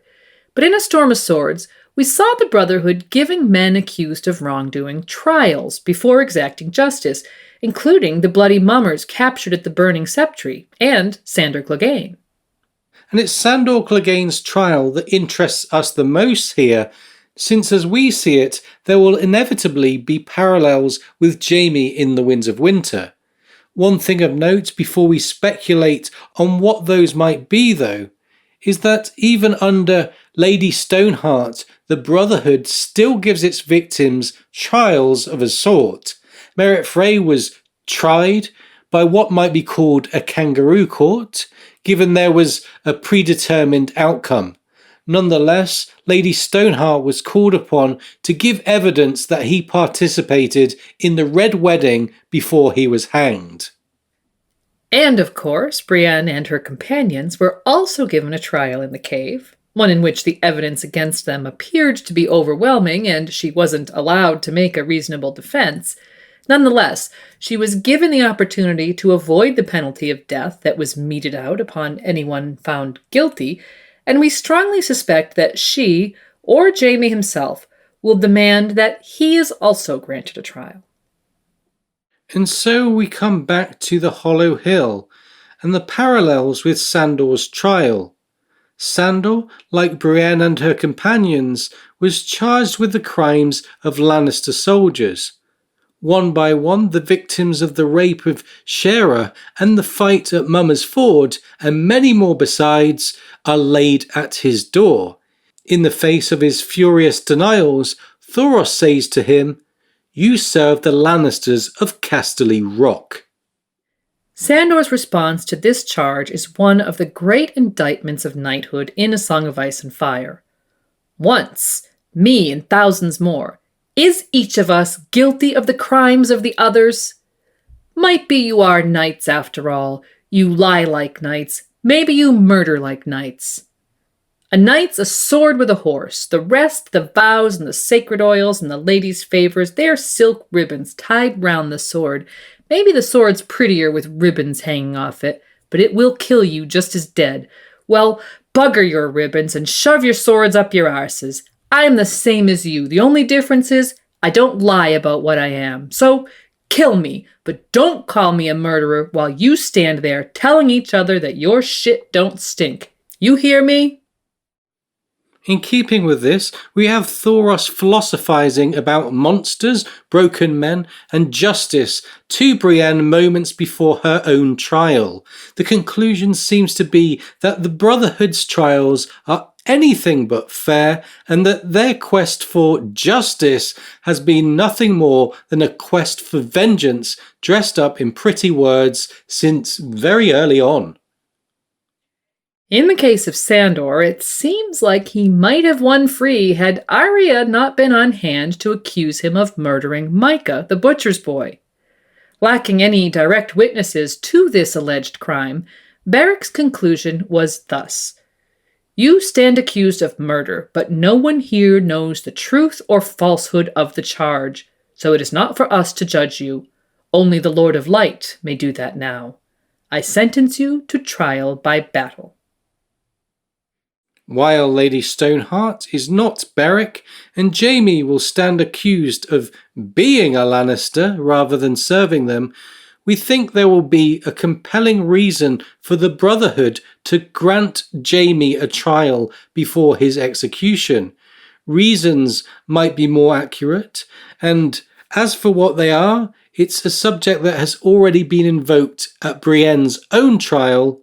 These reasons, we think, will be rooted in the triangle of vows that exists between Jaime, Brienne, and Catelyn Stark. "So many vows," Jaime once told Catelyn Stark, "they make you swear and swear." This phrase, we think, will define what happens next for both Jaime and Brienne. Back in A Clash of Kings, having arrived in the Riverlands following their flight from the Stormlands, Brienne swore her sword to Catelyn. It says, "The tall girl knelt awkwardly, unsheathed Renly's longsword, and laid it at her feet. Then I am yours, my lady, your liege man, or whatever you would have me be. I will shield your back and keep your counsel and give my life for yours if need be. I swear it by the old gods and the new." And in return, Catelyn made a vow of her own, apparently the traditional vow of a liege lord to their sworn swords. "And I vow that you shall always have a place by my hearth and meat and mead at my table, and pledge to ask no service of you that might bring you into dishonour. I swear it by the old gods and the new. Arise." In addition, Cat promised Brienne that she would not keep her from fulfilling her earlier vow to avenge Renly by killing Stannis. "Promise me that you will not hold me back from Stannis. When the time comes, I will not hold you back." In other words, while Brienne made vows of service to Catelyn Stark, which were leveraged in her trial by Lady Stoneheart to achieve her cooperation, those vows specifically made allowances for the girl to fulfill other, possibly competing vows, and Catelyn also specifically promised to ask no service that might bring Brienne into dishonour. So, we mentioned a triangle of vows, and those vows between Catelyn and Brienne form the first side of the triangle. Then, at the end of A Clash of Kings, Catelyn freed Jaime Lannister from the dungeons of Riverrun, sending him off with Brienne and Cleos Frey in an attempt to win her daughters back from Tyrion in King's Landing. In Jaime's first POV chapter, In a Storm of Swords, he remembers the scene. They'd all done a deal of vowing back in that cell, Jaime most of all. That was Lady Catelyn's price for loosing him. She had laid the point of the big wench's sword against his heart and said, "Swear that you will never again take up arms against Stark nor Tully. Swear that you will compel your brother to honour his pledge to return my daughters safe and unharmed. Swear on your honour as a knight, on your honour as a Lannister, on your honour as a sworn brother of the Kingsguard. Swear it by your sister's life, and your father's, and your sons, by the old gods and the new, and I'll send you back to your sister. Refuse, and I will have your blood." So, the second side of the triangle is the vows that exist between Catelyn and Jaime. Her vow to Jaime, it would seem, was simply to grant him safe return to his family in exchange for what he must promise her to achieve the return of her daughters and never again take up arms against Stark nor Tully. At the same time, Brienne also swore to uphold her duty to Catelyn to see Jaime safely to King's Landing so that he would be able to fulfill his promise and to see the girls safely returned to their mother. And as it turns out, both Jaime and Brienne have arguably fulfilled their vows to the best of their ability. They did reach King's Landing, though by the time they arrived, Tyrion was imprisoned for regicide and no longer acting as Hand of the King, and Sansa had flown. Arya, as Cat was beginning to suspect even before releasing Jaime, had been missing for many months, and in fact by the time of Merritt Frey's trial and execution, the Brotherhood had informed Lady Stoneheart that they had Arya with them until shortly before the Red Wedding, when she vanished with the Hound. Jaime, as is made clear in his A Feast for Crows point of views, has so far refrained from taking up arms against Starks or Tullys, though not without a few well-placed empty threats that people were only too willing to believe because he's a Lannister. He's also attempted to keep his other vow to Catelyn, though he believes her to be dead. And now we come to the last side of the triangle. At the end of A Storm of Swords, in Jaime's final point of view chapter, he summons Brienne and gives her a gift. His father had presented him with a Valyrian steel sword, which Jaime now passed on to Brienne, and he tells her, "A sword so fine must bear a name. It would please me if you would call this one Oathkeeper. One more thing, the blade comes with a price." Referencing the oaths both he and Brienne had sworn to Catelyn, he tells her that Cersei has people searching the kingdom for Sansa. Ignoring Brienne's protest and assumption that he would choose his family over his honor, he says, "I want you to find Sansa first and get her somewhere safe. How else are the two of us going to make good our stupid vows to your precious dead Lady Catelyn?" After further explaining the origins of the sword that he called Oathkeeper, "You'll be defending Ned Stark's daughter with Ned Stark's own steel," he tells Brienne that, quote, "Sansa Stark is my last chance for honour." Honour is something Brienne understands and takes seriously, and so she seals the triangle with a promise. "I will find the girl and keep her safe, for her lady mother's sake, and for yours." Then, late in A Feast for Crows, based on the outcome we saw in A Dance with Dragons, Brienne must have made another promise to Lady Stoneheart, but this promise was predicated upon the vows they had previously made to each other and is based upon a lie or series of lies that so far Brienne has been unable to challenge. And so what we suggest is this. Given the precedent of the Brotherhood giving trials to their captives, and the precedent of Catelyn Stark's vow to Brienne not to ask any service of her that would bring her into dishonor, and the fact that Jaime has arguably fulfilled his own vows to the best of his ability, this matter of vows, so many vows, is leading to Jaime being granted a trial in the Winds of Winter. And from a meta perspective, the author has to provide a compelling scenario that allows the character marked for death to escape his fate. And because Jaime clearly has unfinished business in King's Landing, we do think he will survive his encounter with Lady Stoneheart. Kurt Vonnegut wrote a famous essay, actually his master's thesis for the anthropology department at the University of Chicago, in which he delineated the shapes of stories. Vonnegut identified 8 basic story shapes, including one that he called Man in a Hole. Here's his description of this basic and oft-repeated story structure, taken from a lecture he gave on the subject. Now let me give you a marketing tip. The people who can afford to buy books and magazines and go to the movies don't like to hear about people who are poor or sick, so you start your story up here. You'll see this story over and over again. People love it, and it's not copyrighted. The story is Man in Hole, but the story needn't be about a man or a hole. It's somebody gets into trouble, gets out of it again. It's not accidental that the line ends up higher than where it began. That is encouraging to readers. So the basic idea here is that what is appealing to readers are stories in which a character falls from grace and then recovers, ending up better than where they began.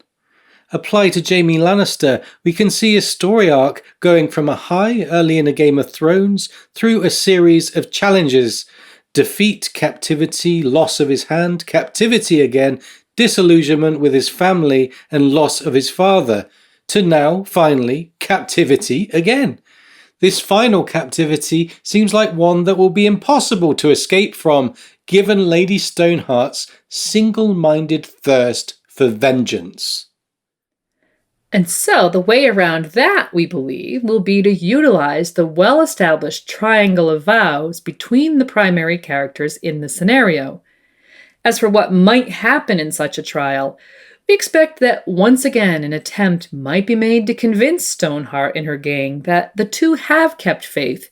Not only will Jamie, Brienne, Hilehunt, and Podrick all tell the same tale, but Jamie might be able to give one key piece of evidence that we think Stoneheart is already seeking to answer: the identity of the girl who was sent north from King's Landing to marry Ramsay Bolton. We think Stoneheart must have her suspicions about this, since Arya is known to have been with the Brotherhood not long before the Red Wedding.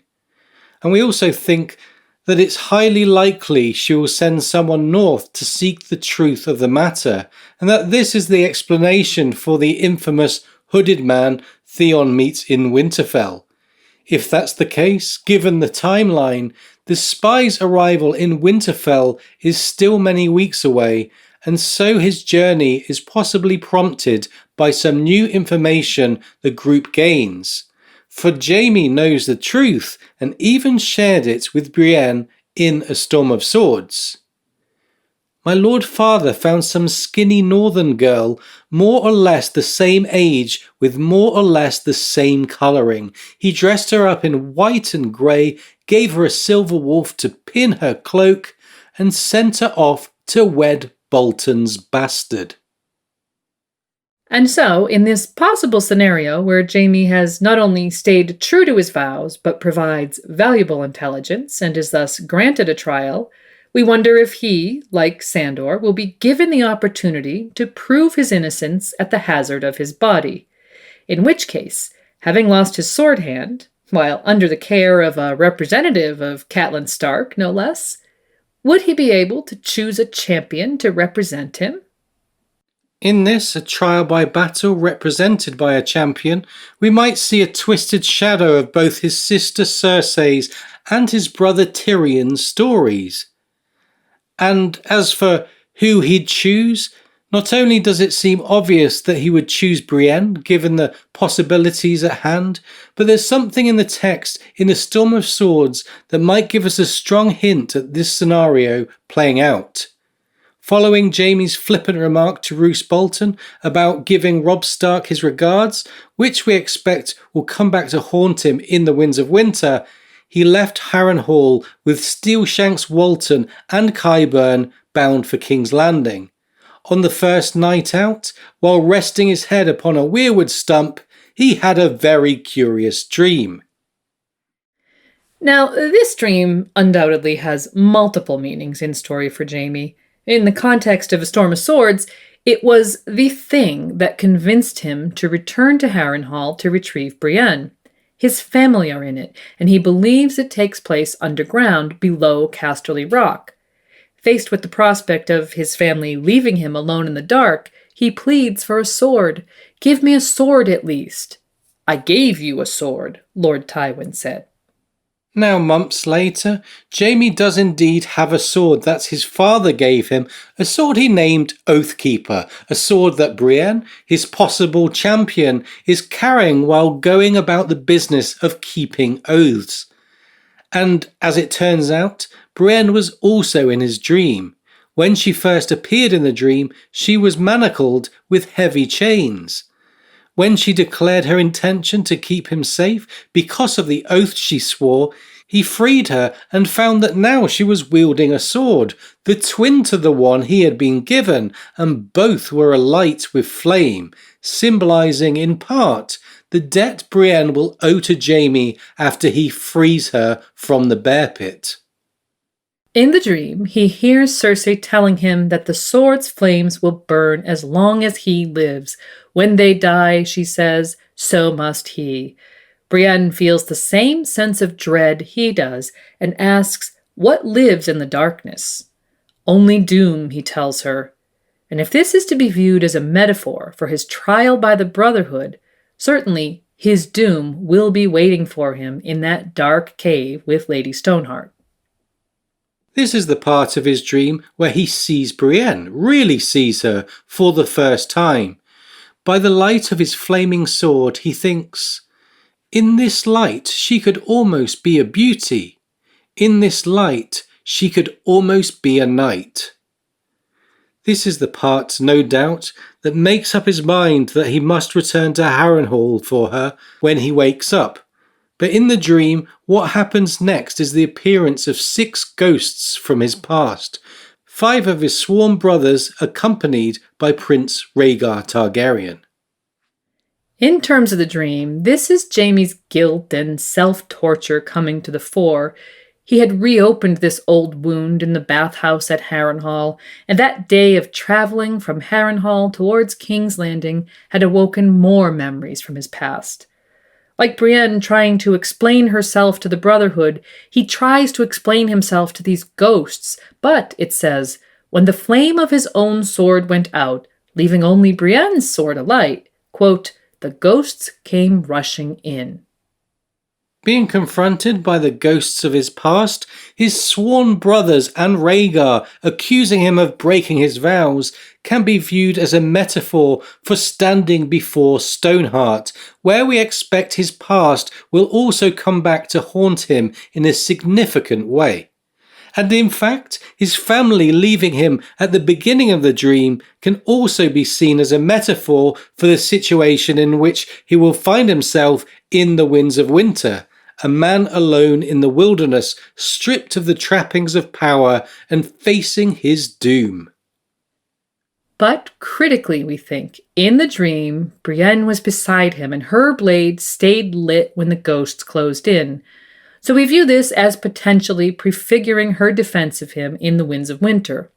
Like her ancestor, Sir Duncan the Tall, who journeyed through similar territory in his travels with Prince Aegon, and who held the same position Jaime does in the main narrative, we think that Brienne's actions will always be those of a true knight, upholding vows and protecting those in need. As to who she might face as the BWB's champion, Lem Lemoncloak is one possibility we've given some thought to. He seems to be a match for her in stature, and given that he now wears the Hound's helm, his involvement with that trial we saw in the Hollow Hill in A Storm of Swords. And as for the outcome, the possibilities are many, but we do think that both Jaime and Brienne will survive. Yeah, we do. Jaime, as we said, plainly has unfinished business with Cersei, and the setup of a triangle of sorts between these three, Jaime, Brienne, and Cersei, can't have been for naught. So far, Brienne and Cersei only occupy small spaces in each other's minds, but Jaime chose his honor, and by extension Brienne, over his sister when he burned her letter, and once again when he left Pennytree with Brienne. Given their history, those are not choices that will pass unnoticed, and we don't think the tension between the siblings will remain unresolved forever either. In addition, we think that the Fates might yet have a bigger role in store for Brienne in Cersei's story. So if things work out the way we think they might, Jaime and Brienne will have one more shared experience to bond them further together. We could see them come full circle in the Winds of Winter, travelling the Riverlands together on some mission quite similar to the journey they undertook in A Storm of Swords. Should they survive the trial? Will they continue to seek Sansa Stark? Will they perhaps meet a certain gravedigger from the Quiet Isle? Or will they seek out Arya, perhaps travelling north to do so? This would work well with Brienne's oath to bring justice to Stannis Baratheon. Or might they have an entirely new quest that keeps them grounded in the Riverlands, perhaps one commissioned by the Brotherhood and aimed at leveraging Jaime's identity during a major operation? Will we see something akin to romance blossoming further between the pair? Whatever happens, as they've been our main Riverlands point of views since the Red Wedding, we must expect that they'll continue to be so until George is able to move other characters into the location. And speaking of which, if Jaime and Brienne are to travel together again, George might have to choose who the principal POV is, a matter of mechanics that he'll be faced with greater frequency as his story progresses and more of his characters begin to occupy the same space. To be clear, we don't think we'll lose either of their viewpoints, just that George will plan carefully which characters show which events, a dilemma he's not faced much since A Game of Thrones. So, coming up in the next two segments, we'll be talking more about the so-called Red Wedding 2.0, who might be involved and how we might see it unfold on page, that wolf pack that everyone keeps mentioning, plus a roundup of some other key Riverlands storylines that we think we might see in the Winds of Winter, including when we might get a glimpse of the fabled Isle of Faces. And so first, let's turn our focus upon Lady Stoneheart and the Brotherhood without banners. She wants her son alive, or the men who killed him dead. She wants to feed the crows like they did at the Red Wedding. Freys and Boltons, aye, we'll give her those as many as she likes. All she asks from you is Jaime Lannister.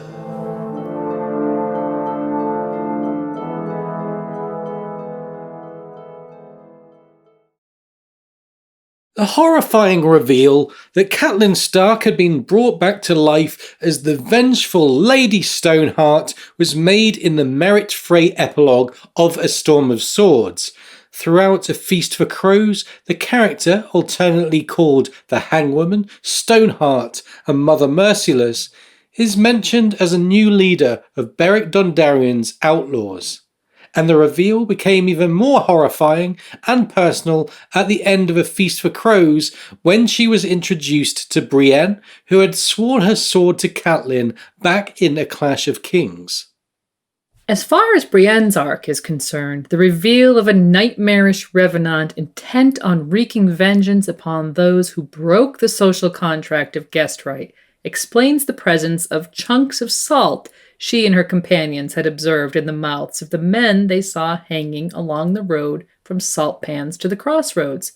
It says, "Each man wore a noose around his neck and swung from a length of hempen rope, and each man's mouth was packed with salt." The salt, then, is a gruesome mockery of guest right. When Stoneheart is revealed, Jane Heddle responds to Brienne's shock by saying, "Death and guest right. They don't mean so much as they used to, neither one."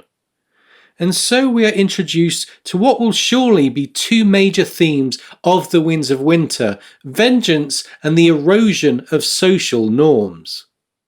Readers have been left with little doubt that the focus of Lady Stoneheart's story will be the theme of revenge, so much so that discussions on the subject in fan forums often predict a future event they call the Red Wedding 2.0. At the first Red Wedding, celebrating the marriage of Edmure Tully and Rosalind Frey, Catelyn and her son Robb were murdered in cold blood by the Freys, who were operating under the guidance of Tywin Lannister. Perhaps the most shocking aspect of the betrayal and subsequent slaughter of Northerners was that the Freys had nominally offered the protection of guest right to Robb and his army at the wedding, a form of protection that no doubt facilitated peaceful political alliances for many years and is an ingrained cornerstone of Northern culture especially. Walder Frey betrayed this aspect of culture when he made the decision to wreak havoc on the Stark contingent An act of revenge taken after Robb's marriage alliance to a Frey was abandoned when he unexpectedly married Jane Westerling. Walder is a man noted as being easily slighted and apparently thought that the unimaginable punishment of the Red Wedding was a fitting revenge. However, as soon as we see Lady Stoneheart hanging Freys in a storm of swords, we realize that she now also seeks a bloody revenge. When we learn of the northern legend of the Rat Cook, we see that in northern culture, revenge, guest right, and cannibalism are all thematically bound together. The tale of the Rat Cook is related in Brand 4 of A Storm of Swords, around 50 pages after the Red Wedding, and centers around a man who murdered a prince and baked him in a pie with bacon. He then served the pie to the victim's father, the king, who was unknowing and asked for a second helping. The gods cursed the cook, transforming him into a giant white rat condemned to eat his own young forevermore. And the twist in the story, where we learn the lesson, is when we discover it wasn't for vengeance that the cook had been punished, nor even for the forced cannibalism, but for the breaking of guest right. The placement of this tale so soon after the Red Wedding might be ominous news for Walder Frey and his many relatives residing at the Twins. When we think along these lines, there is one possibly pertinent passage from an early Catelyn chapter that stands out to us. In A Game of Thrones, Catelyn meets with Walder to negotiate passing over the bridge at the Twins. Lord Walder is so obstinate that Catelyn thinks that she would gladly have spitted the querulous old man and roasted him over a fire, but she had only till evenfall to open the bridge. And all of us know that George likes to employ foreshadowing in this saga. And if this is in fact foreshadowing, then perhaps the themes of revenge, guest right, and cannibalism could be explored further in The Winds of Winter. Could the unflinching Lady Stoneheart, along with her BWB allies, have such a gruesome end in mind for Lord Walder? Fans have highlighted that in A Feast for Crows were alerted that Jaime's cousin Daven Lannister expects to marry a Frey. I hope you do not intend to take vows as well, Cos, Jaime said to Daven. The Freys are prickly where marriage contracts are concerned. I would hate to disappoint them again. Sir Daven snorted. I'll wed and bed my stoat, never fear. I know what happened to Robb Stark. Such a marriage between Frey and Lannister would be an ideal opportunity for a revenge attack.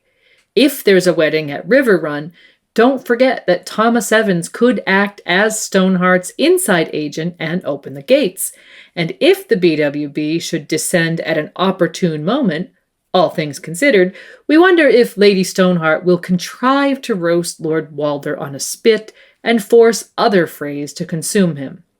Unknowing cannibalism is something Wyman Manderly's Wedding Pies in A Dance with Dragons seems to confirm is deemed appropriate northern justice for the breaking of guest right, and this justification traces back to the tale of the Rat Cook.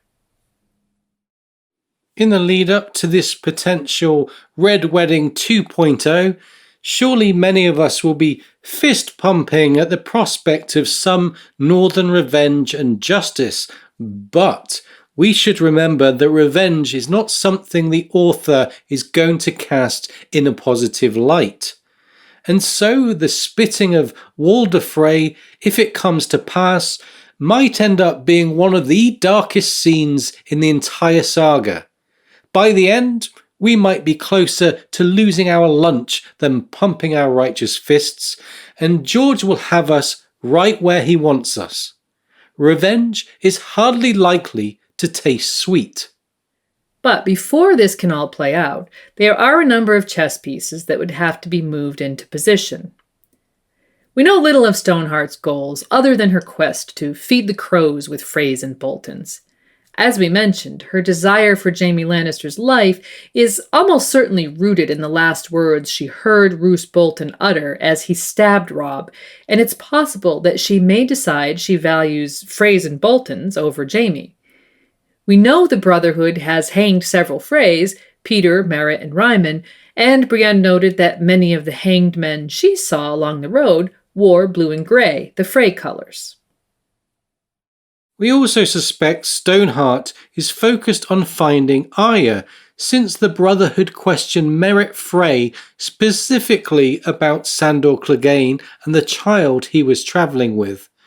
But it's also mentioned that she had recently travelled into the Neck.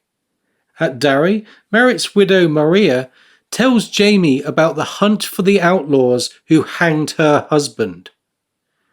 The killers scattered when they left Old Stones. Lord Viperon tracked one band to Fairmarket but lost them there. Black Walder led hounds and hunters into Hag's Mire after the others.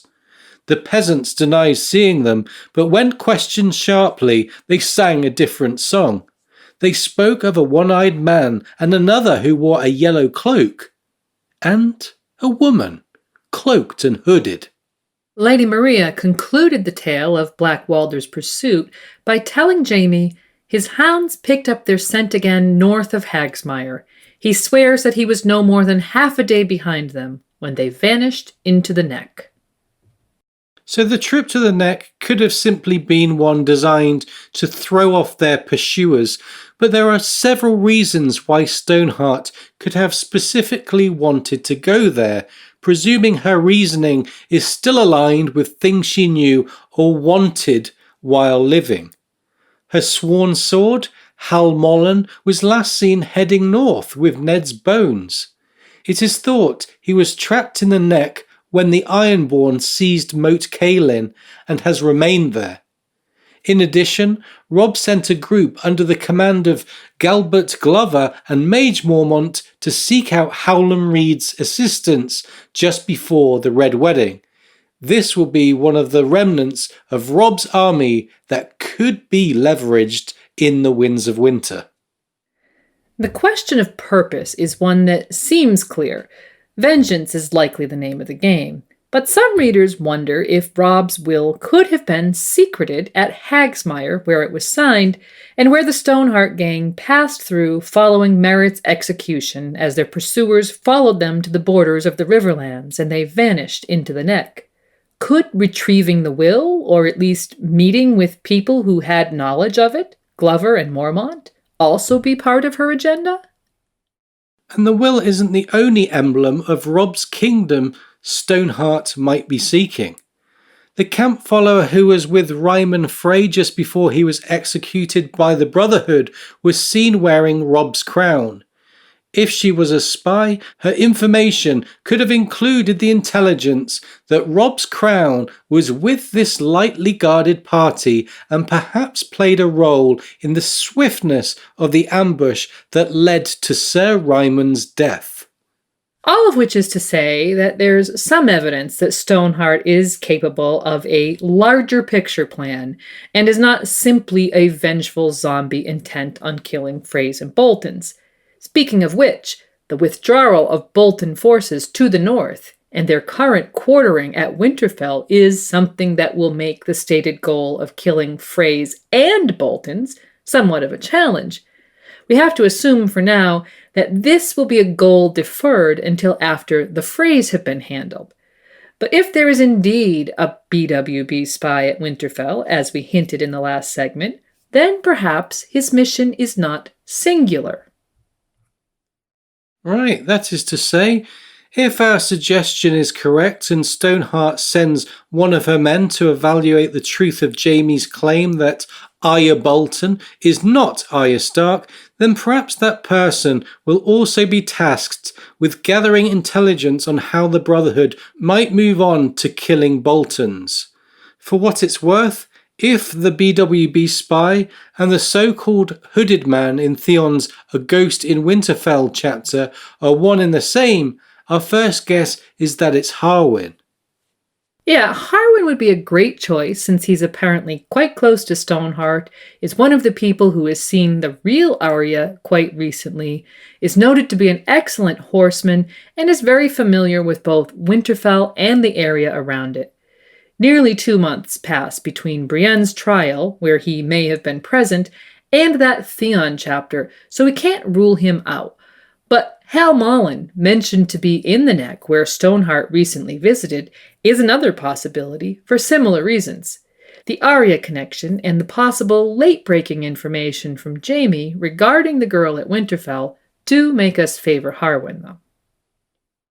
And in support of a possible move by the Brotherhood to continue to exact Stoneheart's vengeance by turning to the Boltons, we want to note something George said in an interview about Stoneheart after the publication of A Dance with Dragons. After Catelyn Stark's resurrection, she became Lady Stoneheart, who became a vengeful and merciless character. In the 6th book, I continue to write her. Lady Stoneheart is an important character for the entirety of the series. We have to note that this was an interview with the Chinese edition of Esquire, and so there's a possibility of a muddled translation, and perhaps this is not entirely literal, but we nonetheless think the intent is to indicate that Stoneheart is not going away anytime soon, and so we have to look at the long game possibilities for her. Well, in addition to the things we've already suggested, Robb's legacy, Arya's rescue, the death of Boltons, all of which could come to centre on the north, we want to come back to the idea of a Red Wedding 2.0 and the reasons why it might not occur as soon as we might hope or expect. Right, the chess pieces, we said, must be in position. The first of those could well be achieved with the bard Thomas Evans inside Riverrun, while a second could be the events of the prologue, where we think an attempt will be made to free the prisoners en route to Casterly Rock. We've mentioned other pieces as well, the Blackfish and the Riverrun garrison, the Brotherhood's intelligence and weapons capabilities, and the Red Wedding prisoners soon to be en route from the Twins to King's Landing, per order of the Lord Commander of the Kingsguard. In fact, given the time that has passed since Jaime issued that order, we wonder if those prisoners may have already been freed by the BWB. In the epilogue to A Dance with Dragons, we have the opportunity to see a small council meeting from Kevan Lannister's viewpoint. Many pieces of news are considered, but there is no mention made of these valuable prisoners being returned to the crown, in spite of the fact that Wrath the Sweetling, who was sent to Maidenpool at the same time Jaime insisted the phrase "release the prisoners," has now returned safely to the capital. And while the Brotherhood seemed poised to have all their Riverlands pieces in position in fairly short order, the issue of Jaime's possible trial and the fate of Jaime and Brienne is something that will probably take some time to address on page. Given the sheer scope of viewpoints and locations that the author is trying to pull together in this novel, it might not be surprising if, in book terms, the Red Wedding 2.0 doesn't occur until very late in the novel, perhaps even in an epilogue. Yeah, we suggest this because of the issue of viewpoint. While we earlier mentioned that Jaime and Brienne are our principal Riverlands POVs, we're not convinced that either of them will be on hand to witness this act of vengeance, mainly because it seems like an event such as this could really disrupt the arcs we're expecting Jaime and Brienne's stories to proceed along. Jaime's arc, and Brienne's for that matter, has been mainly concerned with themes of honor and of keeping vows. Jaime especially is in the business of fulfilling some promises he might have made to himself recently about being his own man and reclaiming a part of himself he thought he had lost long ago.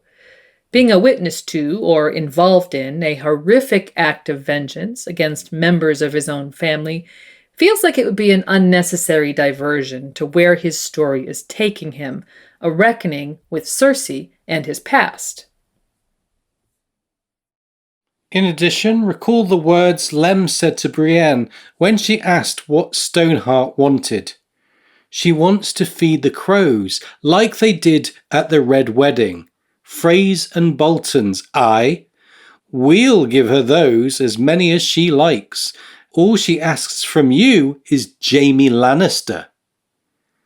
It seems to us that he's saying they have the plan to wreak vengeance on the Freys under control.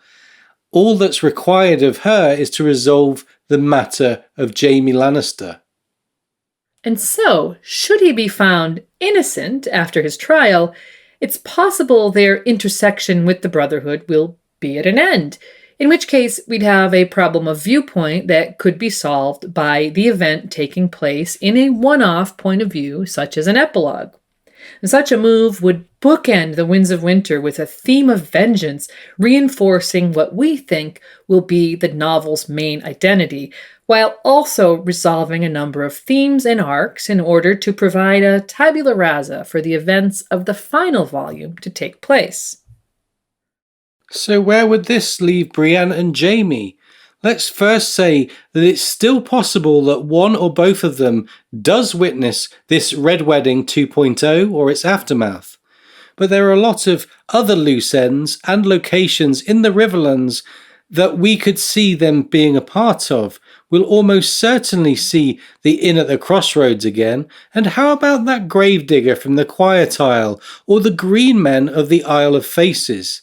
What about Harrenhal, nominally in Lannister hands, and almost certain yet to play a role in the greater story? What about the Riverlands Wolfpack? To conclude this episode, we'll be digging into those other Riverlands topics.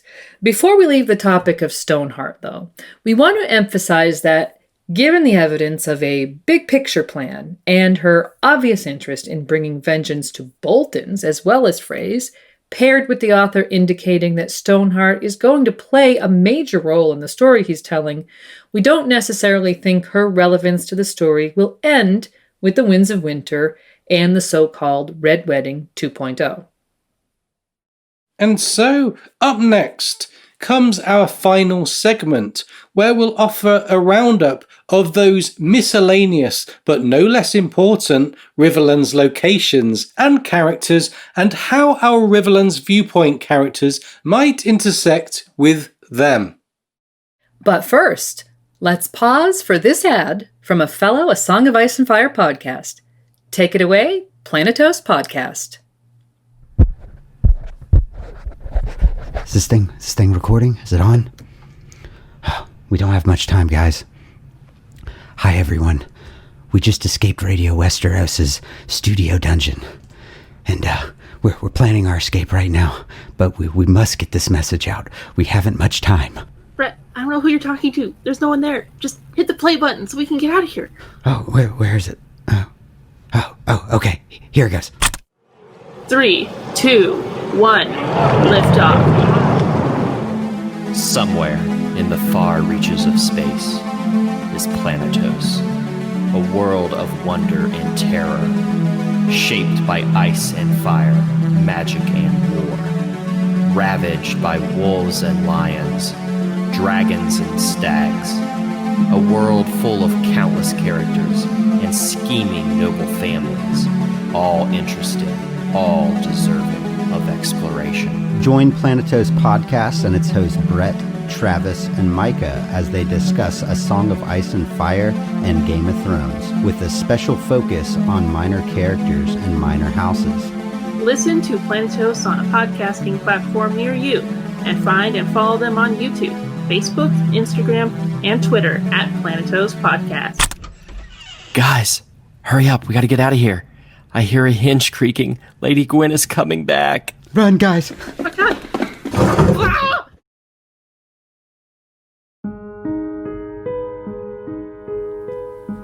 The great pack that prowls along the Trident now number in the hundreds.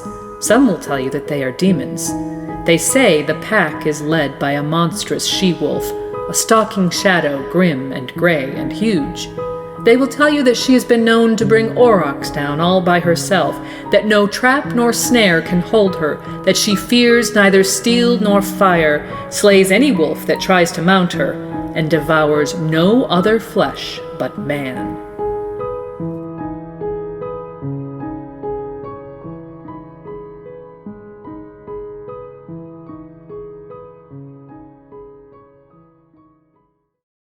The principle of Chekhov's gun is often discussed by analysts of A Song of Ice and Fire, and perhaps one of the most hotly anticipated examples is that of the Chekhov's wolf pack currently roaming the Riverlands. This principle insists that everything in a story is there for a reason, and if an author shows a gun early on, we'd better see it in action later on. George himself has described the wolf pack with similar wording at a Wild Wolf Sanctuary charity event. You know, I don't like to give things away, but you don't hang a giant wolf pack on the wall unless you intend to use it.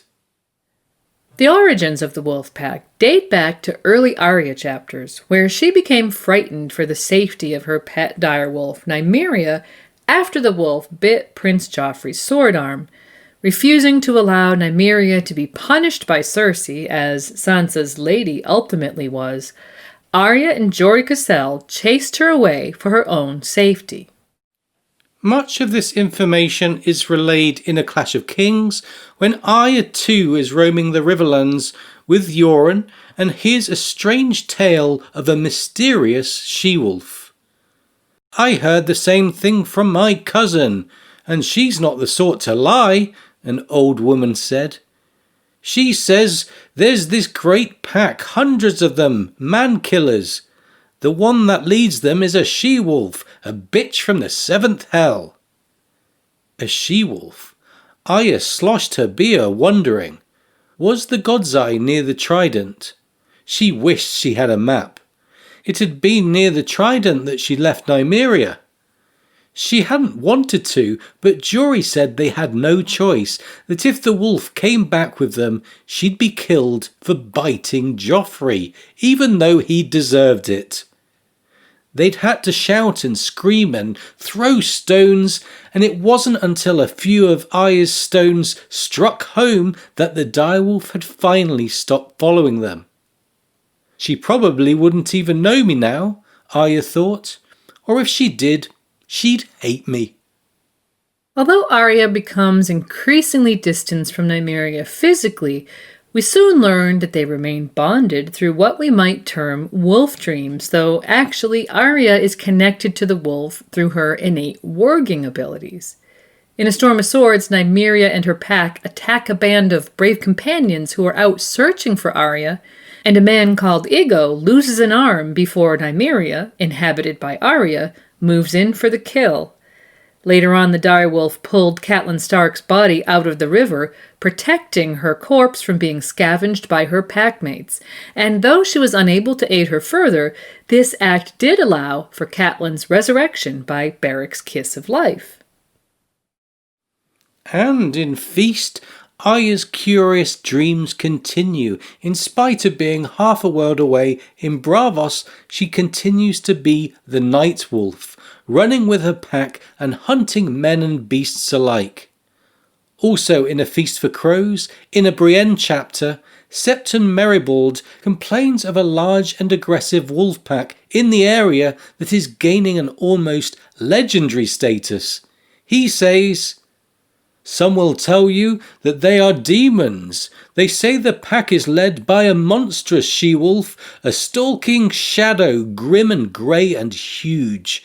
They will tell you that she has been known to bring aurochs down all by herself, that no trap nor snare can hold her, that she fears neither steel nor fire, slays any wolf who tries to mount her, and devours no other flesh but man." Similarly, the wolf pack is mentioned numerous times in Jaime's A Feast for Crows arc, including by Sir Danwell Frey, who claims to Jaime that there are more wolves in the Riverlands now than at any other time in living memory, saying, "They've lost all fear of men. Packs of them attacked our baggage train on our way down from the Twins. Our archers had to feather a dozen before the others fled. And this mention of a baggage train might be of particular interest, given our discussion on the events of the prologue. As we said, it's difficult to say with any certainty, but it is possible that the wolves could make a surprise appearance at some point in that chapter. And let's not forget that Arya's story in The Winds of Winter begins with a wolf dream. George opens the Mercy chapter with, "She woke with a gasp, not knowing who she was or where. The smell of blood was heavy in her nostrils. Or was that her nightmare lingering? She had dreamed of wolves again, of running through some dark pine forest with a great pack at her heels, hard on the scent of prey." With no mentor or guidance to speak of thus far, Arya's relationship with Nymeria has been almost a subconscious experience. Does she know she's working Nymeria, or does she think she's merely having vivid dreams? At the present time, Arya has a thirst for revenge and, as Plagueface puts it, a taste for blood. But with her taking control of a cat during her Faceless Men training, we think it won't be long before Arya's control over Nymeria increases and becomes more conscious. This will give George the ability to show the reader more action in the Riverlands from Arya's point of view, without limiting him to characters physically on hand. So what happens when Arya really begins to utilize Nymeria and the entirety of the wolf pack more consciously and for her own ends? Those who have made an enemy of Arya Stark should be afraid, for why would an author give exposition to a savage direwolf and her pack throughout the books if they're never going to be utilised? And so we expect this Chekhov's wolf pack to play an important role in the Riverlands in the upcoming book. It remains to be seen whether Arya will one day be physically reunited with her wolf, but we do believe she will have the opportunity to utilise her talents. Perhaps we would be wise to expect nothing less than a bloodbath. The only question is, whose blood will it be? A very good question. And moving on now, there is another wild card to be found in the Riverlands that one could describe with Chekhov's terminology. Near Harrenhal lies a lake called the God's Eye, where a mysterious island called the Isle of Faces sits. This is where the peace pact was signed between the First Men and the Children of the Forest thousands of years ago, and we know that every weirwood on the island had a face carved into it in order to witness the treaty. And it was at this time that the Order of the Green Men was formed, mysterious protectors of some sort who, quote, kept their silent watch. Tales are told of antlered men with green skin, though we should beware of interpreting these stories too literally. Consider that they are described as silent, that they are never seen on the mainland, and that they've been living in seclusion for thousands of years. With the word green in their title, and arising at a time when faces were being carved into trees to keep witness, we wonder if the Green Men could be a community of ancient greenseers. They reside, after all, in the iris of the God's Eye. The Green Men were mentioned as early as Catelyn I of A Game of Thrones, and indeed, George has admitted that they will one day come to the fore of the story. Whether the Green Men are ready to come to the fore in The Winds of Winter is open for debate. It's possibly too early for their introduction, but at the very least we could learn more about them. Yeah, and we should consider, as with all of these Riverlands threads, the possibility that it is relevant to Jaime's and or Brienne's POVs, that we see some backstory related to the Isle, or even that they end up going there.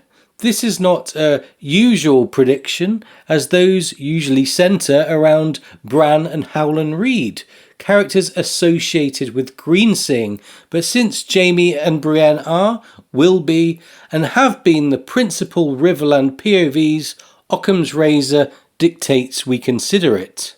Yeah, but however it happens, keep an eye out for mentions of these green men in the Winds of Winter, perhaps in our Riverlands point of views, or perhaps related to Bran's story. And don't forget that Howland Reed took a trip to the Isle of Faces before the tourney of Harrenhal, another reason to be excited if or when we see him in person in the pages of the Winds of Winter. And speaking of Harrenhal, here's another place that could have an impact on the future story. Peter Baelish was granted the large and apparently cursed castle after the Blackwater, but as of yet has shown no interest in taking up residence there. We've seen the Mountain and his men commit horrors there until Jaime Lannister attempted to clean out the rot. Jaime installed a group of pious soldiers called the Holy Hundred as caretakers, led by Sir Boniface Hasty. With its huge structure and grounds, its curse and its horrors, readers would be remiss to forget about Harrenhal as a setting for future storylines. Well, we've suggested in the past that Harrenhal, noted to be the largest castle in the Seven Kingdoms, even in its state of ruin and decay, could be a site pertinent to the endgame. While it's likely too soon for that to be relevant, perhaps the fact that it's currently in the hands of the Crown will be relevant. Perhaps the Riverlanders or the Brotherhood will at some point seek to clear out the Outlanders. Or maybe Jaime and Brienne might seek shelter there, if at some point they're attempting to escape the Brotherhood. Whatever happens, Harrenhal is too important a location to be discarded, and we're sure we'll be there again one day. Not too far to the north of the God's Eye and Harrenhal is the iconic Inn at the Crossroads, a crossroads where fateful decisions are made. Just ask Catelyn Stark. Once owned by Masha Heddle, the inn passed to her nephew when Tywin destroyed the village and Masha died on a gibbet. The nephew was also killed, and now the inn is occupied by other members of the Heddle family and apparently some of the BWB. In the War of the Five Kings, the area suffered significant damage, and it appears that Masha's relatives are now operating the inn as a sort of makeshift orphanage. With strong links to the BWB, the inn remains an important setting and was recently the scene of the horrific showdown between Brienne and Rouge and Biter, in which she bravely defended the young residents before Lem arrived and handed her over to Lady Stoneheart, still seriously wounded from the fight. Since the Inn at the Crossroads is a setting George keeps revisiting, and one joined to various fantasy tropes, don't expect this place to drop out of view in the upcoming book, especially with Stoneheart still possibly rounding up those orphans in the attempt to find the daughter she believes to be still alive, Arya. And remember that the Hound's helm is still doing the rounds around those parts, currently worn by none other than Lem Lemoncloak. And speaking of the Hound, it's commonly accepted that Sandor Clegane is currently living incognito in the guise of a silent gravedigger at the Quiet Isle near Saltpans. This is a mere day or two's journey from the Crossroads, and if or when Sandor decides to return to the world, it's just possible that he passes through the Crossroads, the inn there having been the scene of the fight with his brother's men which led to his supposed death on the road to Saltpans. And if Sandor is traveling through the Riverlands again, no matter where he's going, it's possible our Riverlands POVs might encounter him, especially if one or both of them are heading in the same direction. Since we view their arcs as connected, we tend to think Sandor might stay put until Arya returns to Westeros. But given his proximity to where Jaime and Brienne are, and we expect will be, it certainly wouldn't be out of the blue if they should cross paths again. With so many locations and story threads, and its relevance to what we expect the theme of the novel will be, we think the Riverlands in the Winds of Winter is going to be a major setting, and that its viewpoint characters will be very busy showing us readers everything that's happening there. While there's a possibility that other viewpoints move into the region, Arya returning from Braavos for instance.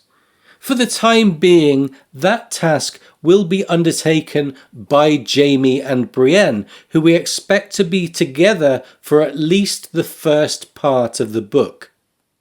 And what this means is that, from the perspective of total chapters, we expect that these two may have more individual chapters than POVs who are in areas where there is a greater pool of viewpoint characters to choose from. Like Cersei, our lone point of view in King's Landing, which will be the subject of our next episode, they'll have to work overtime to keep the reader informed of the action in their region. Fans of both Brienne and Jaime, including us, are looking forward to seeing their story unfold and having many of their questions answered in the Winds of Winter.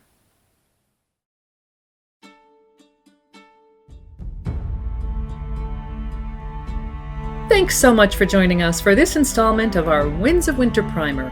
We'll be back soon with Part 4, in which we'll be visiting King's Landing and the Reach for a look at what's going to be happening in those locations.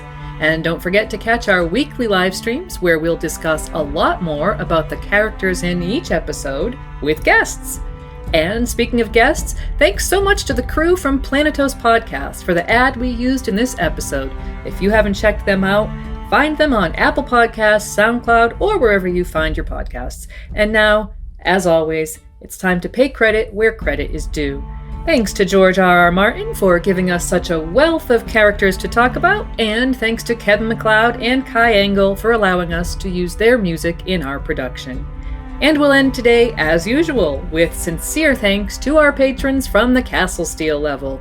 Thanks to the following amazing people: AJ, Aegon VI, Alex, Amanda, Oakenfist, Nessie the Questing Beast, Arion, Biloba, Brian, Camille, Charitable Rereadings, Chris, Christian, Christine, Maddie and Jessica, Chris, Clarissa, Clay, Convenience or Death, Sir Archibald Cadogan, Crimson Kate, Sin Bobby Joe, Dan the Good, David, Dimitri B, Dennis, Direwolf, Dutch Defender of the Berm, Eric, Emily of the Eyrie, Ezra, Felix, Eric, Jeffrey, Greg, History of Westeros, Iden, Ingvild, Yoan Longbeard the Well-Read, Wine Gobbler from Ultima Thule, Archmaester Kobe of the Higher Mysteries, Jamie the Joint Slayer, Brendan Beefish, Goldie Juke, Jim McGeehan from Wars and Politics of Ice and Fire, Vesivus, Joseph, John Aris, rider of the Ice Dragon, Sonarion the White Storm, Judson, Catherine, Lady Kelly, mistress of the Old Bay of Crabs, Kevin, Tree Girl, Sir Galahoo of What, Knight of the Laughing Tree, Liam, Monaro Geek TV, and Maria. And we have a cohort of Matthews: Matt A, Matt C, Matt L the First, and Matt L the Second. Guys, if any of you would like a brand new customized shout-out name, just let us know. And thanks as well to Lady Beatrix of House Grey, Melinda, Mary, Michael M, Patrick, Peter Pebble, PJ, Rachel, Richard, Ryan, Sam, Scott, Sebastian, Sir Daniel the Sneaky Russian, Sir Swift, Sherry, Sophia, Cern, Spen Trails, That Shiny Bastard, Steve, Tanner, Terry, Sir Terrence, Knight of the Cedars, Hema Helmont, the Sellsword Sentinel, Virginie, Quarren Halfhand, Woodside for Life, Yvonne, and Zainab. As always, let us know if I've pronounced any of your names wrong, if you have a nickname you'd prefer to use, or if you feel we've left anything out. Visit RadioWesteros.com for quick access to all our podcasts. You can also find a link to our Patreon campaign, donate via